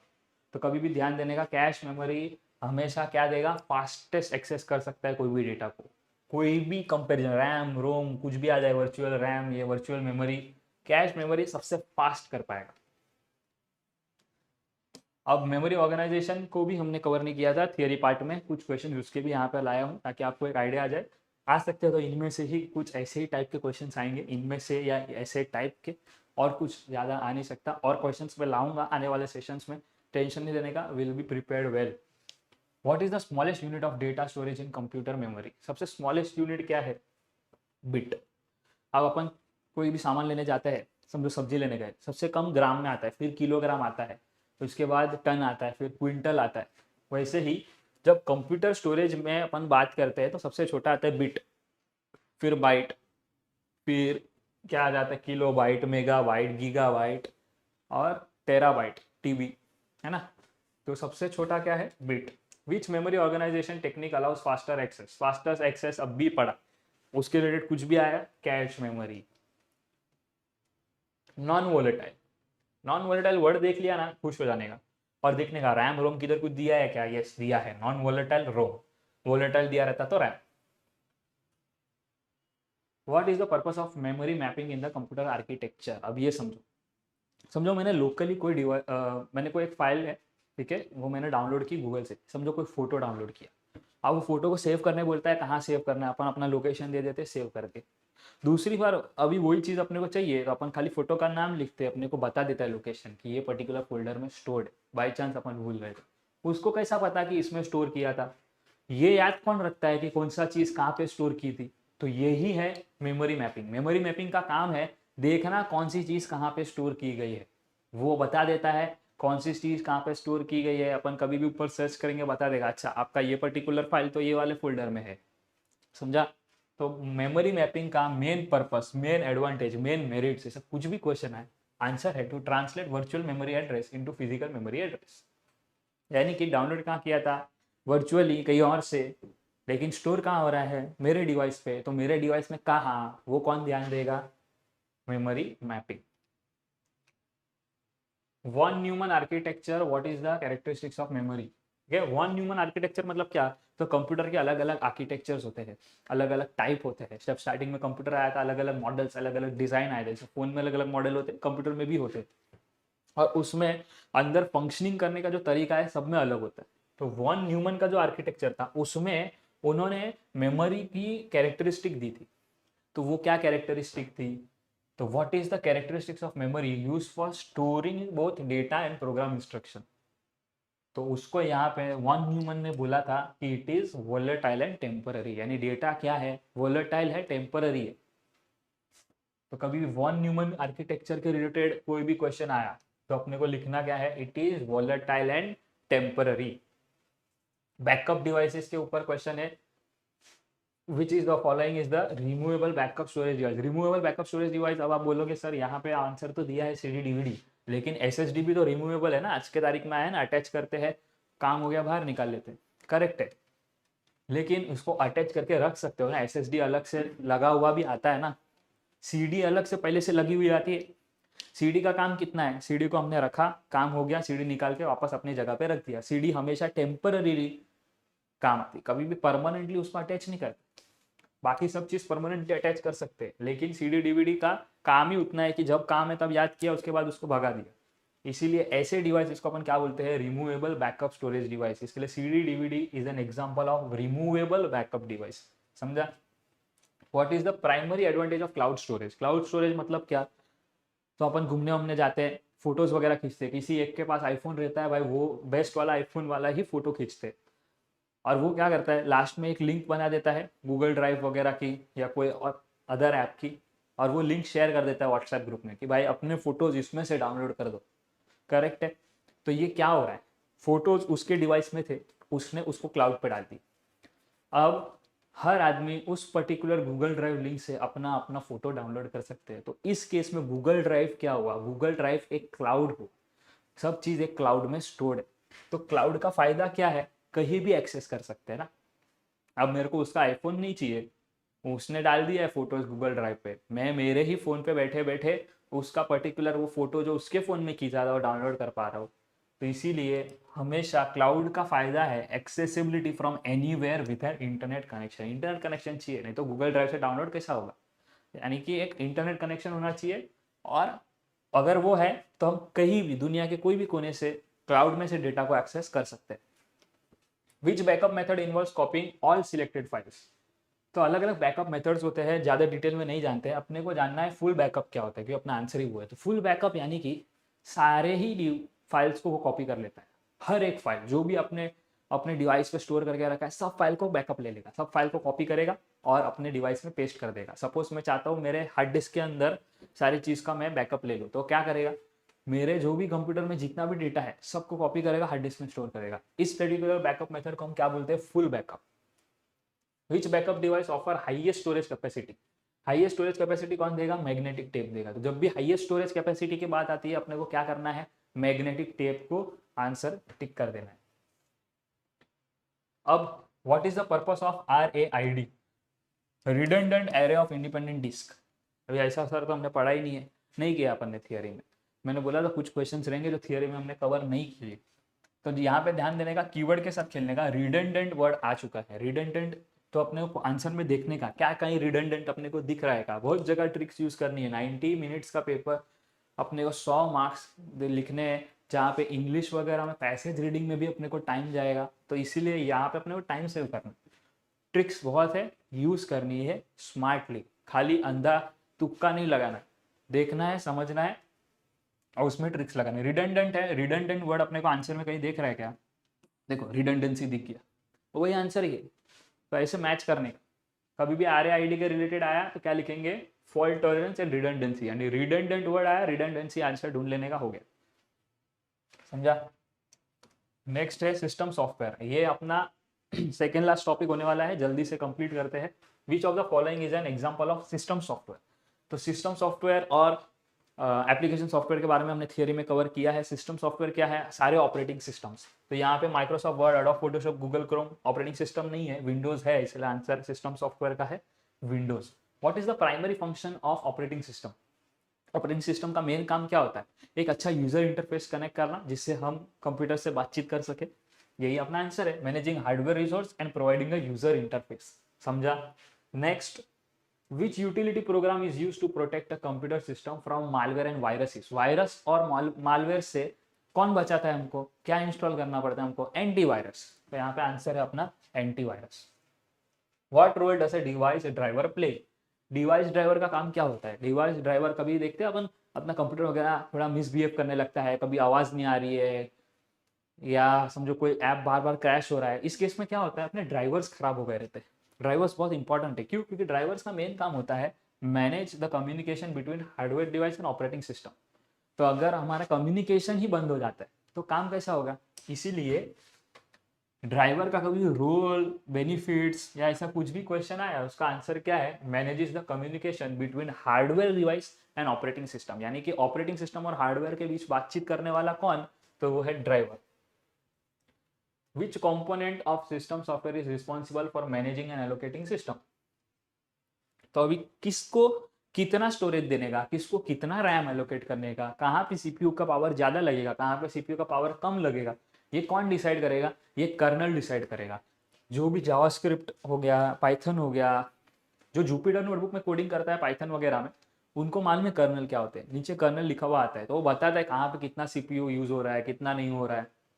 लेकिन कभी भी ध्यान रखना, कर्नल का काम क्या है, मेमोरीज को बांटना, जिसको जितना मेमोरी चाहिए, जितना चाहिए। अभी कोई सिंपल कॉलिंग में कितना ही मेमोरी जाएगा, तो उसको कम दो, गेमिंग बहुत जाएगा उसको ज़्यादा दो। ये टास्क में डिवाइड करने का काम है कर्नल का। एप्लीकेशन सॉफ्टवेयर जो हम इंस्टॉल करते हैं, माइक्रोसॉफ्ट विंडोज पहले से रहता है, गूगल क्रोम पहले से रहता है, डिवाइस ड्राइवर्स पहले से रहता है। अगर हम ये इंस्टॉल करते हैं उसमें एडोब फोटोशॉप है जो हम इंस्टॉल करते हैं। तो एप्लीकेशन सॉफ्टवेयर का आंसर हो गया एडोब फोटोशॉप। स्प्रेडशीट सॉफ्टवेयर का प्राइमरी पर्पस क्या है, what is the primary purpose of spreadsheets. Spreadsheets मतलब क्या, माइक्रोसॉफ्ट एक्सेल, फिर गूगल शीट्स, ये सब में हम क्या करते हैं, तो डेटा इंटर करते हैं इन टैबुलर फॉर्मेट और वहां पे चेंजेस करते हैं डेटा का, है ना। एक्सेल में हम टेबल्स बनाते हैं, टेबल्स में हम डेटा को एनालाइज करते हैं। तो यही हमारा answer, creating and manipulating numerical data in tabular form. Which type of software is used to create and edit documents with formatted text and images। Document को एडिट करते कहाँ से है, तो वर्ड यूज करते हैं, पावर पॉइंट नहीं, power point तो प्रेजेंटेशन के लिए, वर्ड यूज हो गया, टेक्स्ट एडिटर हो गया, नोटपैड हो गया, नोटपैड प्लस प्लस हो गया, ये सारी चीजें हैं जहाँ पे हम टेक्स्ट को एडिट करते हैं। गूगल के डॉक्स हो गया, गूगल डॉक्स के अंदर भी हम यही काम करते हैं। तो वर्ड प्रोसेसिंग सॉफ्टवेयर यूज होता है, यानी ये गूगल डॉक्स, वर्ड, नोटपैड, ये सबको हम एक कॉमन ब्रैकेट में कुछ बोलना चाहे तो क्या बोलते हैं, word processing software. What is the primary function of email client such as Microsoft Outlook and Gmail. Gmail का काम क्या होता है, तो हमें एक प्रेजेंटेबल वे में सारे ही हमारे मेल्स दिखा दो भाई, मैंने किसको मेल भेजा, मेरे को कहाँ से मेल आया, प्राइमरी मेल क्या है, इंपॉर्टेंट क्या है, स्पैम क्या है, सोशल मीडिया से कोई मेरे को मेल आया क्या। तो ये सारा काम कौन करता है, जीमेल और आउटलुक, यानी कि organising and managing email. Which software category includes program like Adobe Illustrator, Corel Draw. Corel Draw, Adobe Illustrator किसके लिए यूज होता है, तो ग्राफिक डिजाइनिंग के लिए यूज होता है। तो ऐसे सॉफ्टवेयर को हम क्या बोलेंगे, ग्राफिक डिजाइन सॉफ्टवेयर। ये रहा अपना आंसर। लास्ट पार्ट है basics of internet. Basics of internet को भी हमने ज़्यादा डिटेल में कवर नहीं किया था थियोरी में, बिकॉज बहुत सिंपल है। 11th-12th का अगर आपको आईटी का थोड़ा सा भी याद है तो आपका ये पार्ट हो जाएगा, और इस वीडियो में तो मैं समझा ही रहा हूँ, तो आपको ध्यान से ये वीडियो को देखना है।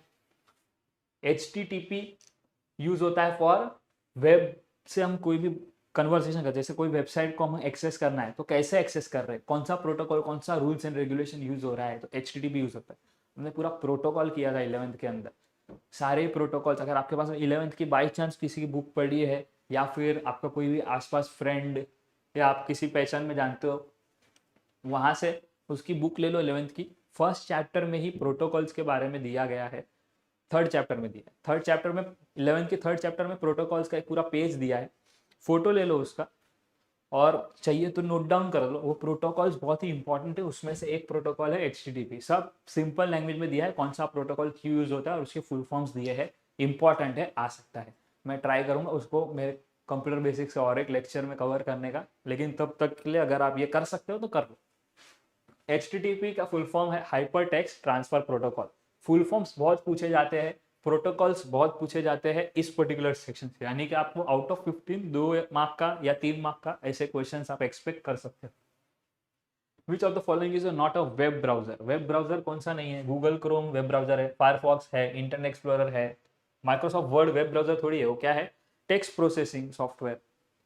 तो ये नहीं हुआ। What is the function of URL। URL क्या होता है समझो।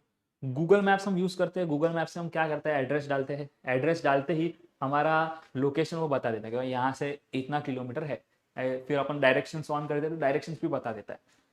वैसे ही हम वेबसाइट्स को सर्च करना चाहते हैं तो हमें चाहिए URL। हम URL जैसे ही डालते हैं अपने को वेबसाइट बता देता है, अच्छा ये रहा आपका website, this is your destination. तो URL का काम क्या है, specifies the location of web page और रिसोर्स ऑन द इंटरनेट, यानी कि लोकेशन आपको दिखा देगा, ये रहा आपका वेबसाइट, आपको उसको बताना पड़ेगा लेकिन कि जाना कहाँ है, कौन सी वेबसाइट पे, समझा। Which organization is responsible for assigning IP address and managing domain names on the internet। कौन सी इसमें से ऑर्गेनाइजेशन है जो IP एड्रेस और डोमेन नेम्स को मैनेज करती है, तो ICANN एक ऐसी ऑर्गेनाइजेशन है जो IP एड्रेस और डोमेन को मैनेज करती है। अब google.com, ये अब मैं अगर खरीदना चाहूँ मेरे वेबसाइट, मेरे को गूगल के नाम से ही वापस वेबसाइट बनानी है और वही डोमेन चाहिए google.com, क्या मैं कर सकता हूँ, क्या नहीं, क्यों, ऑलरेडी बिक चुका है, समझा। अब मेरे को गूगल को इतना पैसा देना पड़ेगा कि वो मेरे को ये नाम बेचे, तो वो करेगा ही नहीं। यानी कि इसका हिसाब किताब कौन करेगा कि कौन सा डोमेन नेम किसने खरीदा, कब एक्सपायर हो रहा है, ये सारा ही चीजें ICANN देखता है। ICANN का फुल फॉर्म क्या है, internet corporation for assigned names and numbers. What does the term HTML stands for? HTML का फुल फॉर्म क्या है, हाइपर टेक्स्ट मार्कअप लैंग्वेज। जानते हैं सॉफ्टवेयर क्या होता है, software refers to the set of instruction, data and program. तो software के अंदर है ना, इंस्ट्रक्शन होता है, डेटा होता है, प्रोग्राम होता है, और ये कंप्यूटर को बताता है कि तेरे को क्या काम करने का है। जैसे कि मैंने एक नौकर रख दिया, अब वो नौकर को मैं बताऊंगा ना उसको क्या क्या काम करना है। समझो मैं एक कंपनी हूं, मैंने एक एम्प्लॉय रख दिया, एम्प्लॉय को मैं बताऊंगा ना क्या काम करना है, वैसे ही कंप्यूटर को सॉफ्टवेयर बताता है कि क्या काम करना है, समझा। It is essential the intangible counter part two hardware the physical components of computer system. अब समझो हार्डवेयर और सॉफ्टवेयर ये दो जय वीरू है, ये दोनों साथ साथ में है तो कोई भी चीज चल सकती है, नहीं तो फ्लॉप। फोन का एग्जांपल ले, सैमसंग, आईफोन, ये क्या करता है, हार्डवेयर में हर साल चेंज लाता है। पहले कांच लाया, मेटल लाया, लेदर लाया, अब बोलता है टाइटेनियम लाए, बरोबर। तो हार्डवेयर चेंज करते रह रहा है। हार्डवेयर क्या होता है, तो बॉडी होती है। जैसा ये फोन है सपोज, तो ये फोन का बॉडी, इसको अपन बोलते हैं हार्डवेयर। सॉफ्टवेयर क्या होता है, उसका ऑपरेटिंग सिस्टम, जैसा आईओएस, एंड्रॉयड। अपना सैमसंग की बात करें तो एंड्रॉयड तो है ही, बट उसका ऑपरेटिंग सिस्टम वन ओएस है ना। तो देखो उस पर अपग्रेड्स आते हैं, नए फीचर्स आते हैं। सैमसंग एआई फीचर्स लाया है, क्यों? क्योंकि आपको यूजर को जीतना है, चाहिए आपका प्रोडक्ट बेस्ट हो। सॉफ्टवेयर और हार्डवेयर दोनों की दोनों ही चीज आपको बेस्ट रखनी पड़ेगी। ओके। अब सॉफ्टवेयर के अंदर अपन ने पढ़ा 3 पार्ट होते हैं, इंस्ट्रक्शन, डेटा, प्रोग्राम। तो ये क्या है वो देखते। सबसे पहली बात, instruction. Software provides a sequence of command that computer interprets and executes. This instruction are written in programming language that computer can understand. Simple चीज है। इंस्ट्रक्शन मतलब क्या, बताना भाई तेरे को क्या करना है। अपन कंप्यूटर को ऐसा बोलेंगे, ए भाई चल अभी चालू हो जा, ए भाई चल अभी ये थोड़ा लेफ्ट बाजू जा, चल थोड़ा राइट बाजू जा, ऐसा बोलेंगे, समझेगा क्या? नहीं समझेगा। वो जारविस थोड़ी है, आयरन मैन थोड़ी चल रहा है इधर, बराबर। तो उसको बताना पड़ता है ये चीज through programming languages. Programming languages में क्या आ गया, HTML आ गया, जावा स्क्रिप्ट आ गया, जावा आ गया, C++ आ गया, पाइथन आ गया। ये सारे लैंग्वेजेस से इसको इंस्ट्रक्शंस दिया जाता है। डेटा क्या होगा, अब इंस्ट्रक्शन देंगे लेकिन ये किस पे काम करेगा, क्या चीज पे काम करेगा, कुछ इंफॉर्मेशन, कुछ डेटा लगेगा। तो डेटा क्या है, डेटा इज इंफॉर्मेशन। और ये इंफॉर्मेशन किस टाइप्स में हो सकती है, टेक्स्ट, नंबर्स, इमेजेस, मल्टीमीडिया, इतने फॉर्मेट में। आखिरी में आता है प्रोग्राम्स। तो प्रोग्राम क्या है, program is individual sets of instruction group together to perform a specific task. यानी जब अपन यहाँ पे कलर बदलते हैं, थोड़ा मजा आएगा। इंस्ट्रक्शन डेटा को प्लस कर दे तो बनता है अपना प्रोग्राम, और बहुत सारे प्रोग्राम्स को जोड़ दे तो बन जाता है सॉफ्टवेयर। समझा? इंस्ट्रक्शन डेटा क्या देगा, प्रोग्राम, बहुत सारे प्रोग्राम क्या देगा, सॉफ्टवेयर। समझा? नेक्स्ट पे जाते हैं। Software works in conjunction with hardware. अभी बोला हार्डवेयर और सॉफ्टवेयर साथ साथ में काम करते हैं, जय वीरू है। There are two main categories of software. Software है ना, 2 टाइप का होता है, एक है सिस्टम सॉफ्टवेयर, एक है application software. System software, application software. System software नाम ही है जो पूरे सिस्टम को मैनेज करता है। Example operating systems. Operating system में क्या आ गया, जब अपन मोबाइल की बात करें तो मोबाइल में क्या आ जाता है, एंड्रॉयड, iOS। जब अपन बात करें टीवी की, सॉरी टीवी क्या, पीसी की, तो पीसी में क्या आ जाता है, विंडोज, मैक ओएस, उसके बाद डॉस तो बहुत जुना है, लिनक्स। ये सारे हो गए मेरे ऑपरेटिंग सिस्टम। जो पूरे सिस्टम को मैनेज करता है वो कौन सा software, system software. Example operating systems ये रहे।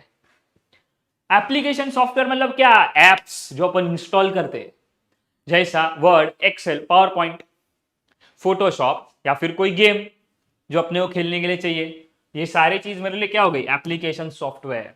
समझा? यानी जो मैं ला रहा हूं, जो मैं डाउनलोड कर रहा हूं, जो एक पर्टिकुलर टास्क कर रहा है, उसको क्या बोलेंगे, एप्लीकेशन सॉफ्टवेयर। और जो पूरे सिस्टम को संभाल रहा है, जैसे कि विंडोज, एंड्रॉयड, iOS, उसको क्या बोलेंगे, सिस्टम सॉफ्टवेयर। क्लियर है? चलो नेक्स्ट पे जाते हैं। द इंटरनेट इज ऐसे, अब इंटरनेट का बारे, ये इंटरनेट क्या है, तो इंटरनेट और कुछ नहीं है, इतना समझो। मकड़ी का जाला देखा है क्या तुमने, कैसा कनेक्टेड रहता है एक दूसरे से, ऐसा ऐसा ऐसा ऐसा, फिर इधर से ऐसा ऐसा ऐसा ऐसा ऐसा ऐसा ऐसा ऐसा। मेरा ड्राइंग थोड़ा बहुत गंदा है, नहीं समझ जाओ। ऐसा मकड़ी का जाला रहता है, ऐसा ध्यान से देखो तो बहुत कनेक्टेड रहता है एकदम।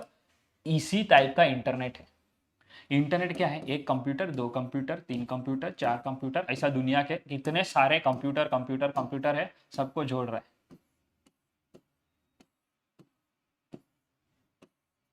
ऐसा अलग अलग, तो क्या है, एक मकड़ी का जाल जैसा ही तो है। Connection of interconnected computers, is called internet. बस इतना सा ध्यान देने का है। Inter connected, giant network of internet connected computer. पहली लाइन अगर याद रह गई ना, और कुछ समझने की जरूरत ही नहीं है। बस internet is giant network of inter connected computers, simple. अब यहाँ पे कुछ चीज देखो, इससे अपना क्या काम हो जाता है, कम्युनिकेट विथ पीपल। इंटरनेट अपने को ईमेल करने देता है, चैट करने देता है, वीडियो कॉल्स करने मिलता है। इंटरनेट के जरिए ही इंफॉर्मेशन मिल जाता है बहुत इजीली। गूगल पे कुछ नहीं समझा, गूगल बाबा को खोला, टक टक टक टक टक टक क्लिक, पूरा सोल्यूशन सामने। Access to information. Shop online for anything, कुछ भी मंगवाना हो, अमेजॉन, जेप्टो, स्विगी, इंस्टामार्ट, जोमैटो, कुछ भी करना हो फटाफट ऑनलाइन हो जाता है। कपड़े से ग्रोसरी सब कुछ शॉप कर सकते हैं आज online via internet. Bank and manages finances, GPay, phone पे, टिडिंग, यूपीआई, पैसा डन। ये कैसे करते हैं, इंटरनेट से करते हैं। Play games and watch videos, game खेल सकते हैं ऑनलाइन। मेरे सारे पबजी वालों, कैसे करते हैं अपन, फटाफट इंटरनेट के जरिए ना। इंटरनेट बंद हो गया, पबजी खेल सकते हैं क्या, नहीं खेल सकते। वॉच वीडियोस, यूट्यूब, ये वीडियो देख रहे हो तुम लोग, कैसे देख रहे हो, इंटरनेट के जरिए। इंटरनेट बंद कर दोगे तो कैसा देख पाओगे, समझा।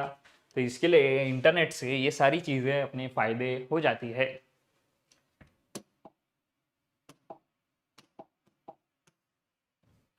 स्टार्ट करते हैं question. What is the main difference between software and hardware, सबसे बड़ा डिफरेंस क्या है।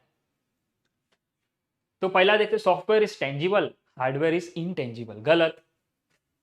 टेंजिबल इनटेंजिबल मतलब क्या, टेंजिबल ऐसी चीज है जिसको मैं छू सकता हूँ, इनटेंजिबल जिसको मैं छू नहीं सकता हूँ। तो यहाँ पे क्या बोल रहा है, हार्डवेयर इनटेंजिबल है। गलत ना भाई, भी हार्डवेयर तो टच कर सकते हैं, सॉफ्टवेयर को टच नहीं कर सकते। ये क्या है, बोर्ड है, ये बोर्ड का ये हार्डवेयर है, इसको टच कर सकता हूँ मैं, अंदर का सॉफ्टवेयर को थोड़ी हाथ लगा के आऊंगा, बात है। ठीक है, तो ये तो गलत। Software is the set of instruction, hardware is the physical component. ठीक है, इसको रख सकते हैं। This is good point. Software is for entertainment, hardware is for work. गलत, ये पॉसिबल नहीं है, ये भी गलत है। तो this is the right answer, समझा। चलो next. Which of the following is not a type of software, इसमें से कौन सी चीज सॉफ्टवेयर नहीं है। तो ऑपरेटिंग सिस्टम, सिस्टम सॉफ्टवेयर में आ जाता है। कंप्यूटर वायरस, ठीक है, ये भी सॉफ्टवेयर है। कीबोर्ड थोड़ी सॉफ्टवेयर है, कीबोर्ड हार्डवेयर है। ठीक है, हार्डवेयर है, ये सॉफ्टवेयर नहीं है। टच कर पा रहे ना, जो भी चीज अपन टच कर सकते हैं वो चीज हार्डवेयर में आ जाती है। तो कीबोर्ड को अपन टच कर टाइप कर रहे हैं तभी तो हो रहा है। ठीक है, तो ये नहीं है। बाकी ये भी है, वर्ड प्रोसेसर अपन, यानी एमएस वर्ड, ये क्या है, ये अपन इंस्टॉल करते हैं एप्लीकेशन सॉफ्टवेयर। तो ये सब सॉफ्टवेयर है, ये नहीं है। तो this is not a software, ये हार्डवेयर है। राइट आंसर अपना मिल गया है। नेक्स्ट क्वेश्चन पे जाते हैं। What is the function of an operating system, operating system का काम क्या है। गेम खेलना, एडिट फोटो करना, इंटरनेट ब्राउज करना, या फिर manage the computer resource and provide platform for other software. तो सिस्टम सॉफ्टवेयर का सबसे बड़ा काम यही है, क्या, पूरे कंप्यूटर को मैनेज करना। Next, what is the program, तो प्रोग्राम क्या है, अभी अपन ने देखा, specific set of instruction design to perform a task, ये वाला है। बाकी सब हटा दो, अभी अपन ने थियोरी पढ़ा। ओके, ये राइट आंसर है। Next, what is the category of software use to write other software, इसमें से कौन से सॉफ्टवेयर ऐसे जो दूसरे सॉफ्टवेयर को लिखने में मदद करते हैं। तो प्रोग्रामिंग लैंग्वेज है। ठीक है, प्रोग्रामिंग लैंग्वेज के जरिए ही अपन बनाते हैं इंस्ट्रक्शंस, और इंस्ट्रक्शंस ही यूज होते हैं राइट करने के लिए कमांड्स, जिससे ही तो दूसरे सॉफ्टवेयर बनते हैं। अपन ने थियरी में पढ़ा, प्रोग्रामिंग लैंग्वेज मैंने एक्सप्लेन किया था, बरोबर। यहाँ पे देखो दिया है, एक्सप्लेनेशन दिया है। ओके, चलो नेक्स्ट पे जाते हैं।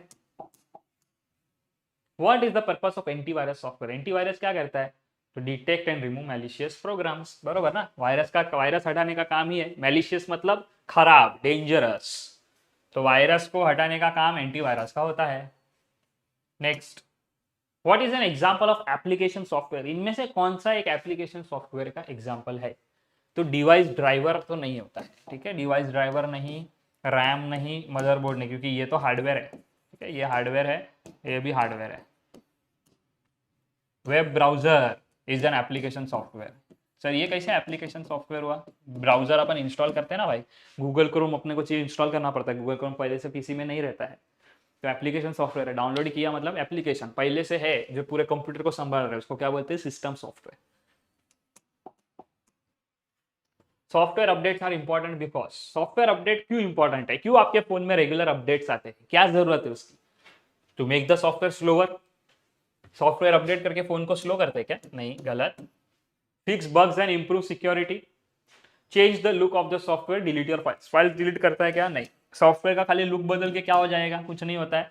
बग्स और सिक्योरिटी इंप्रूव करने के लिए अपडेट आता है भाई।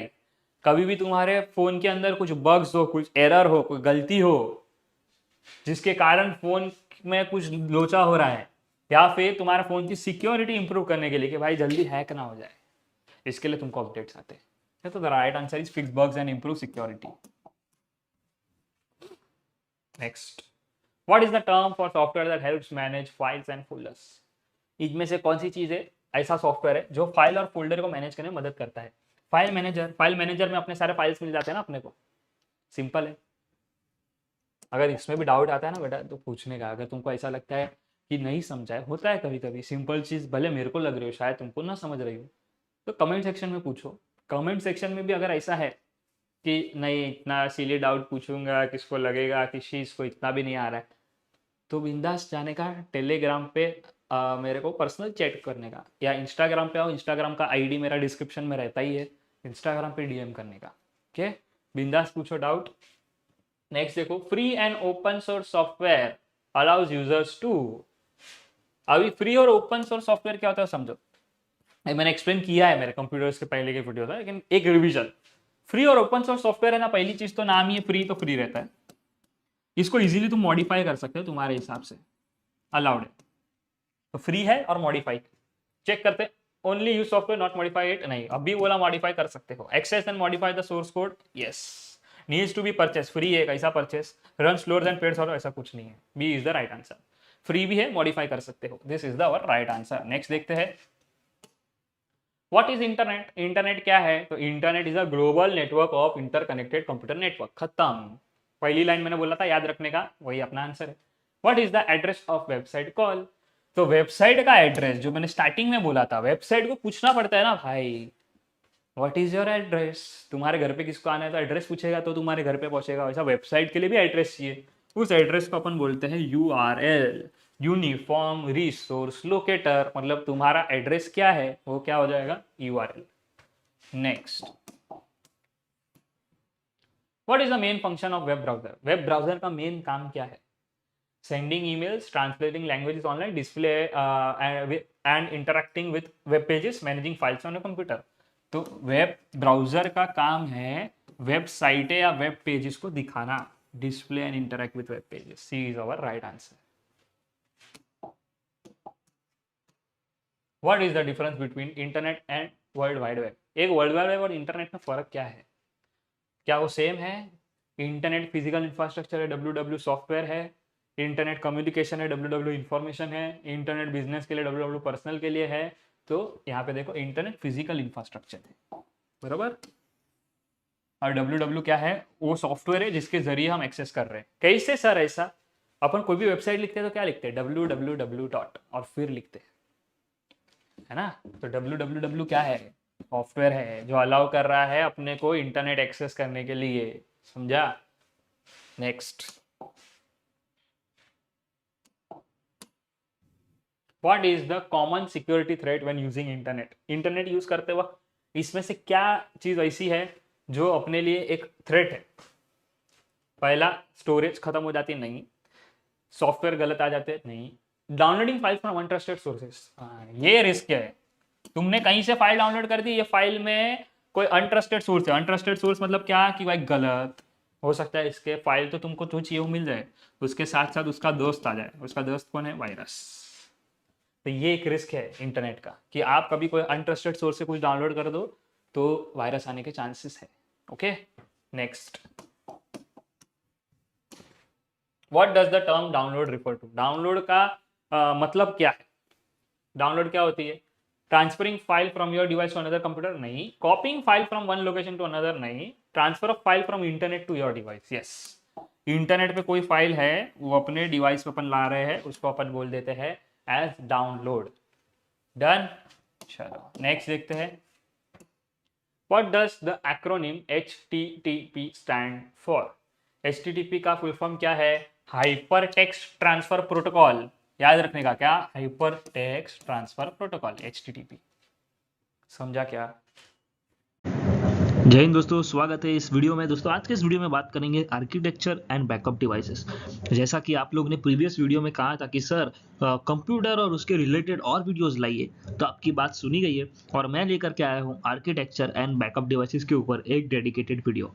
जानते हैं आज आर्किटेक्चर एंड बैकअप डिवाइसेस के बारे में। तो एमसीक्यूज के जरिए हम जाएंगे, बिकॉज थियरी वगैरह हमने already lecture number 1 lecture number 2 के अंदर कवर की है, और इस लेक्चर्स के अंदर अगर आपने वीडियोस नहीं देखे हैं जा करके देखिए, और वहां पे अपनी थियरी का पार्ट आप एकदम ही परफेक्टली क्लियर कर सकते हैं। आज बढ़ेंगे हम एमसीक्यूज की ओर। What is the primary function of control unit in computer? तो क्या परफॉर्म करते हैं कंट्रोल यूनिट एक कंप्यूटर के अंदर? अरिथमेटिक लॉजिकल फंक्शन करता है, डेटा को स्टोर करता है, फेच एंड डिकोड करता है इंस्ट्रक्शन को, या फिर आउटपुट डिस्प्ले करता है। तो the right answer is fetch and decode instructions. क्यों ऐसा होता है? तो अब जैसे सबको पता ही है कंट्रोल यूनिट का काम क्या है? टू कंट्रोल, है ना। कंट्रोल यूनिट नाम ही है उसका, तो कंट्रोल करना है। तो क्या कंट्रोल करता है? वो लाएगा डेटा जिसका है प्रोसेसिंग के लिए सौंप देगा, प्रोसेस होने के बाद आउटपुट वाले को दे देगा। यानी इनपुट लाने का काम से लेके आउटपुट तक सब कुछ करता है कौन? Control unit. नेक्स्ट देखते हैं। What is the primary function of the arithmetic logic unit? ALU का जैसे कि अपन ने देखा, अपने को मालूम है क्या है उसका, to perform arithmetic and logical operation. अगर आपने वीडियो नहीं देखा ना, बहुत ही इंपॉर्टेंट तरीके से देखिए, मैंने वहाँ पे बेसिक्स कवर किए हैं। एक पर्टिकुलर CPU के अंदर अलग अलग पार्ट्स होते हैं। पहला है अरिथमेटिक लॉजिकल यूनिट, फिर आता है मेमोरी यूनिट और कंट्रोल यूनिट। तो कंट्रोल यूनिट पे क्वेश्चन आ गया, ये अरिथमेटिक यूनिट पे आया है। अरिथमेटिक एंड लॉजिकल का काम है to perform arithmetic and logical operations. और एक मेमोरी यूनिट आता है, मेमोरी यूनिट के अंदर काफ़ी कुछ आता है। डिटेल अगर समझना है, कंप्यूटर वाला लेक्चर देखना है, देख लिया है तो आप अच्छी तरीके से इस लेक्चर के साथ कनेक्ट कर पाओगे। What is the primary function of the registers in computer? Registers का मेन काम क्या होता है? तो देखते हैं हम। टू परफॉर्म,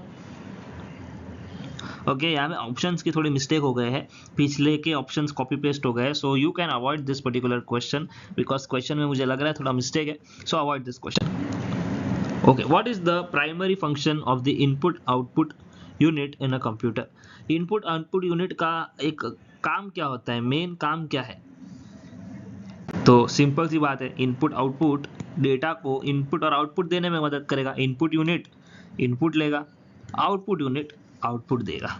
ओके, नेक्स्ट देखते हैं। What is the primary function of the memory in computer? Memory का मेन काम क्या है? तो मेमोरी स्टोर करता है, फेच करता है, अरिथमेटिक लॉजिकल कंसर्न करता है, फिर डिस्प्ले दिखाता है। तो सीधी सी बात है, मेमोरी है। मेमोरी क्या चीज़ के लिए होती है? मेमोरी हमेशा होती है फॉर स्टोरेज, है ना। मेमोरी होती है फॉर स्टोरेज, तो यहाँ पे इसीलिए to store data and programme.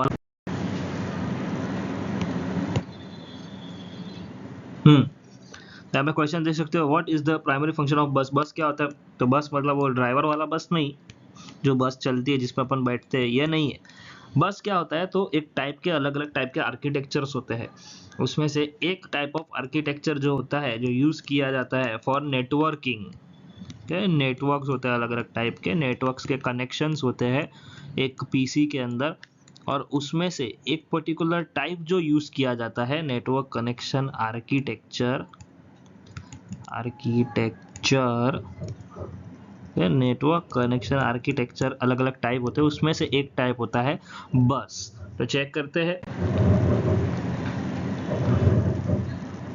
Okay, तो उसका आंसर नहीं दिया था, बट वो यूज किया जाता है, उसके ऑप्शंस भी मेरे हिसाब से गलत है, लेकिन वो यूज होता है फॉर कनेक्टिंग कंप्यूटर्स। ठीक है, कंप्यूटर अपन देखते हैं जैसे कि फॉर एग्जांपल यहाँ पे एक कंप्यूटर है, यहाँ पे एक कंप्यूटर है, यहाँ पे एक कंप्यूटर है, यहाँ पे एक कंप्यूटर, मेरे पास 4 कंप्यूटर है, मेरे को चारों को कनेक्ट करना है एक मेन कंप्यूटर के साथ। ठीक है, यहाँ पे मेन सर्वर है, इसको अपन बोल देंगे एज सर्वर। मेरे को उसको इसके साथ कनेक्ट करना है, इसको इसके साथ, इसको इसके साथ, इसको इसके साथ, है ना। तो जब ये दिख रहा है लाइन वाइज कनेक्ट हो रहा है इसके बाद इसका, तो ये जब ऐसे लाइन वाइज कनेक्ट होता है इसी को मैं बोलता हूँ बस आर्किटेक्चर। आई होप आपको ये बस आर्किटेक्चर के बारे में थोड़ी जानकारी मिली हो और उसके बेसिस पे आप कर सकते हैं। वहाँ पे थोड़े ऑप्शंस मेरे हिसाब से गलत थे, इसीलिए शायद राइट आंसर यहाँ पे डिस्प्ले नहीं किया गया है। बहुत बार हो जाता है, कई हम लोग लेक्चर्स बनाते रहते हैं, उसी कारण कहीं ना कहीं कोई क्वेश्चन मिसप्लेस हो जाता है, कोई क्वेश्चन विदाउट आंसर रह जाता है, किसी में गलत ऑप्शंस आ जाते हैं। बट इसीलिए मैं ये वीडियोस बना रहा हूँ जिसके अंदर खाली नोट्स शेयर करके नहीं बल्कि डिटेल में हर चीज़ का एक्सप्लेनेशन देकर आप तक मैं सही आंसर पहुंचाने का कोशिश कर रहा हूँ। तो आप ये पर्टिकुलर चीज़ भी ध्यान में रखिएगा। और देखते हैं नेक्स्ट क्वेश्चन क्या है। कैश मेमोरी क्या है? कैश मेमोरी के ऊपर हमने बहुत कुछ किया है। कैश मेमोरी का मेन जो काम है वो क्या है? तो कैश मेमोरी टेम्पररी मेमोरी होती है। क्या होती है? Temporary memory.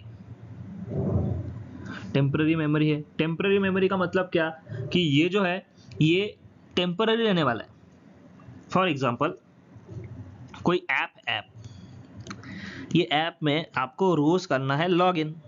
अब इसके लिए रोज का रोज लॉगिन पासवर्ड वगैरह याद करने से अच्छा अपन कर लेते हैं इस पासवर्ड को सेव।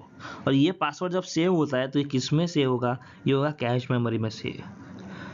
तो जब कोई ऐप काम करना बंद कर देता है या हमें उसमें से सारी डिटेल्स निकाल देनी है तो हम ये कैश मेमोरी को डिलीट कर देते हैं। तो इससे क्या होता है, ये जो भी सेव डेटा है ये गायब हो जाता है। तो कैश मेमोरी इतना इंपॉर्टेंट है और वो चीज़ों को टेम्पररी स्टोर करता है जब तक हम उसे डिलीट नहीं करते हैं। और फ्रीक्वेंटली स्टोर जो भी वैल्यू रहती है, जो भी सबसे ज़्यादा यूज़ होने वाली है, वो सारी चीज़ें इसमें चली जाती है। समझा?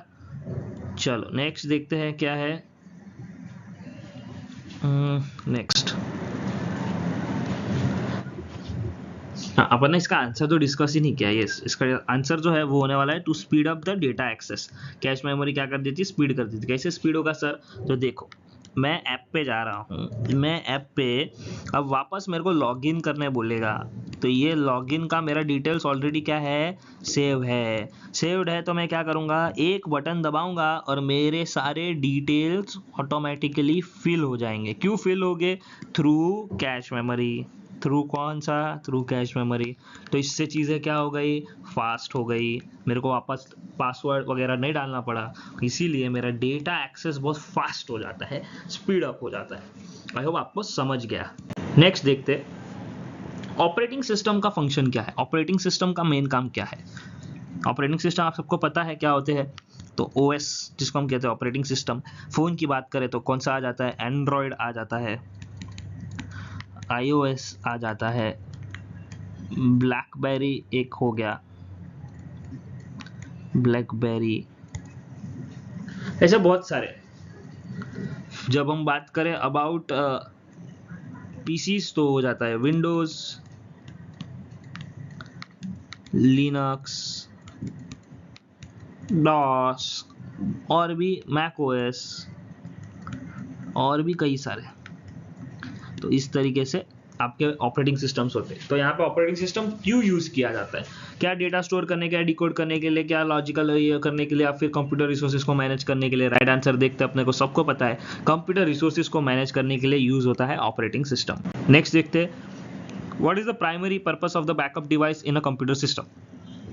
बैकअप डिवाइस का मेन काम क्या है? बैकअप डिवाइसेस क्या होते हैं? तो एसएसडी हो गया, ठीक है, उसके बाद पेन ड्राइव हो गए, उसके बाद हार्ड डिस्क हो गया।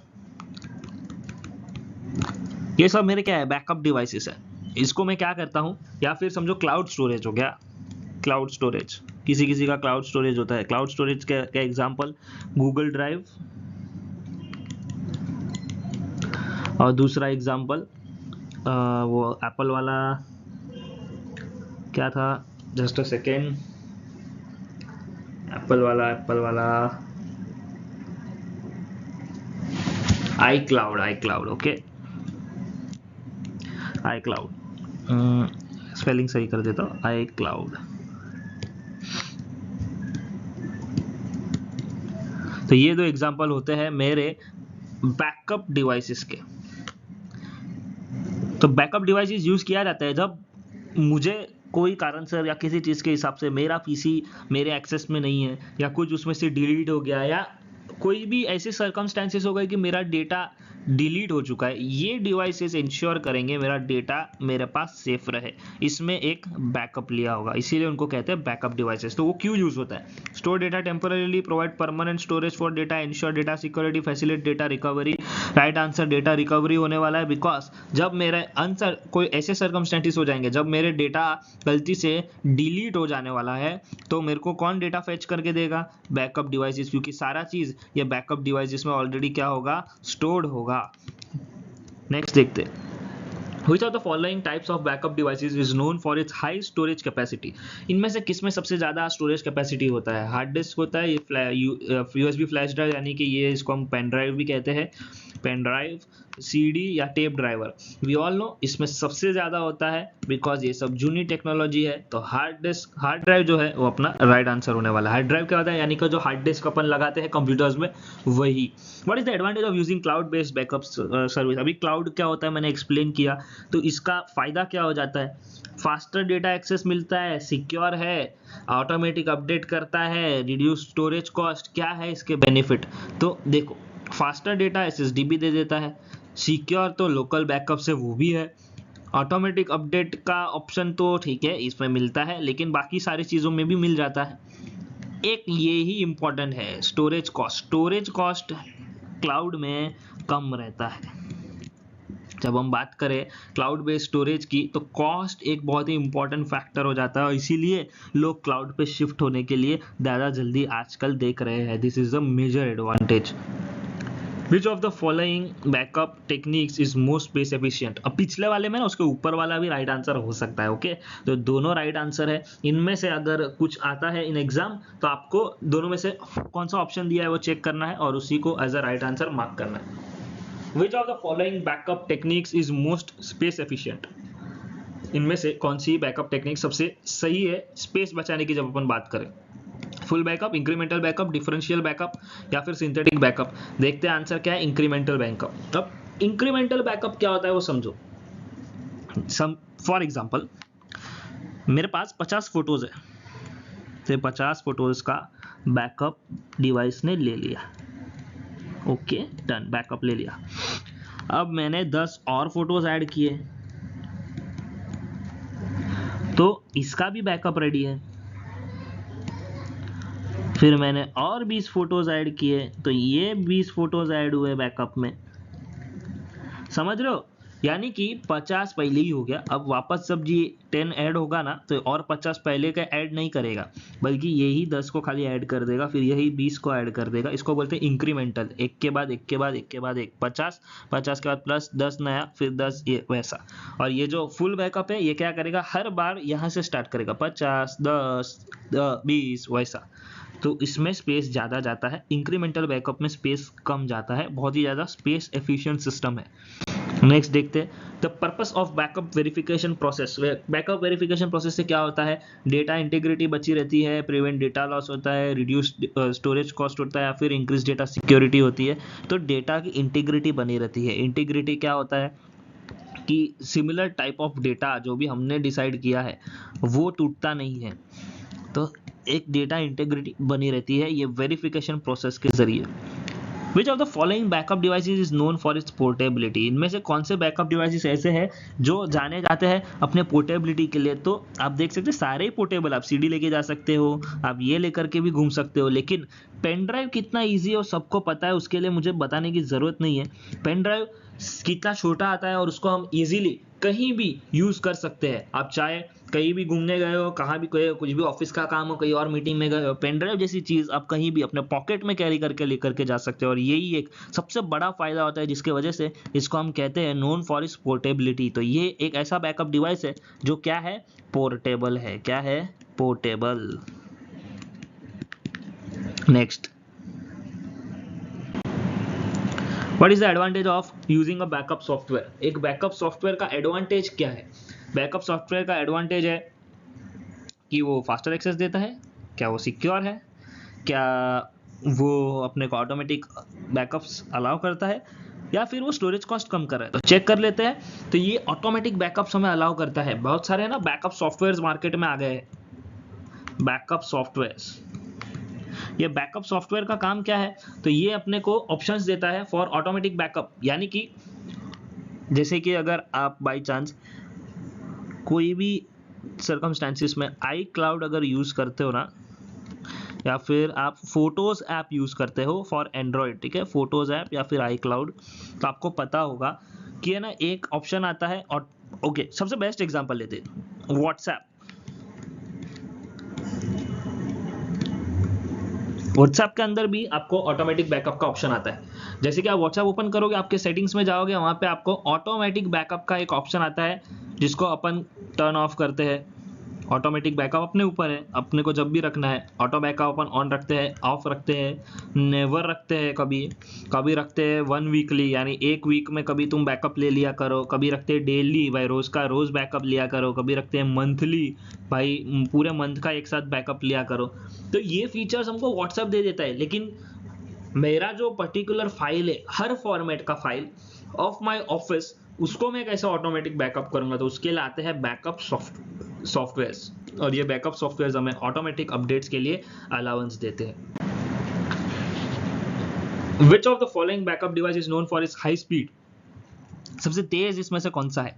तो हार्ड डिस्क, यूएसबी, डीवीडी या एसएसडी? तो SSD would be the high speed device. सबसे फास्ट डेटा ट्रांसफर करता है एसएसडी। कभी भी आपका अगर लैपटॉप है फॉर एग्जांपल, या कंप्यूटर ले लो, ठीक है, लैपटॉप या फिर कंप्यूटर, और इसमें से दोनों की कॉन्फ़िगरेशन सेम है, ठीक है, सेम कॉन्फ़िगरेशन है, लेकिन एक जो है, एक चलता है एसएसडी पे, एक चलता है हार्ड डिस्क पे।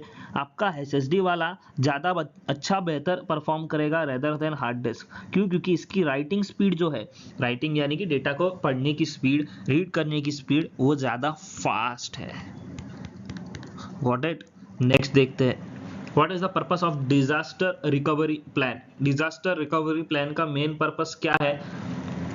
बिजनेस चालू रहना चाहिए, यानी कि मेरा हर इंपॉर्टेंट चीज का एक रिकवरी रहना चाहिए, बैकअप रहना चाहिए, जिससे क्या हो कि in some disaster I have my files so that my business can continuously go on, and चीजों में कभी कोई दिक्कत ना आए। Which of the following backup device is known for its durability? इनमें से कौन सा बैकअप डिवाइस की ड्यूरेबिलिटी सबसे ज़्यादा होती है? हार्ड डिस्क जो है वो बहुत ज़्यादा ड्यूरेबल होता है, काफ़ी साल तक चलता है, ठीक है, लॉन्गर टाइम ड्यूरेशन, ज़्यादा समय तक चल पाता है। इसके लिए hard disk would be our right answer.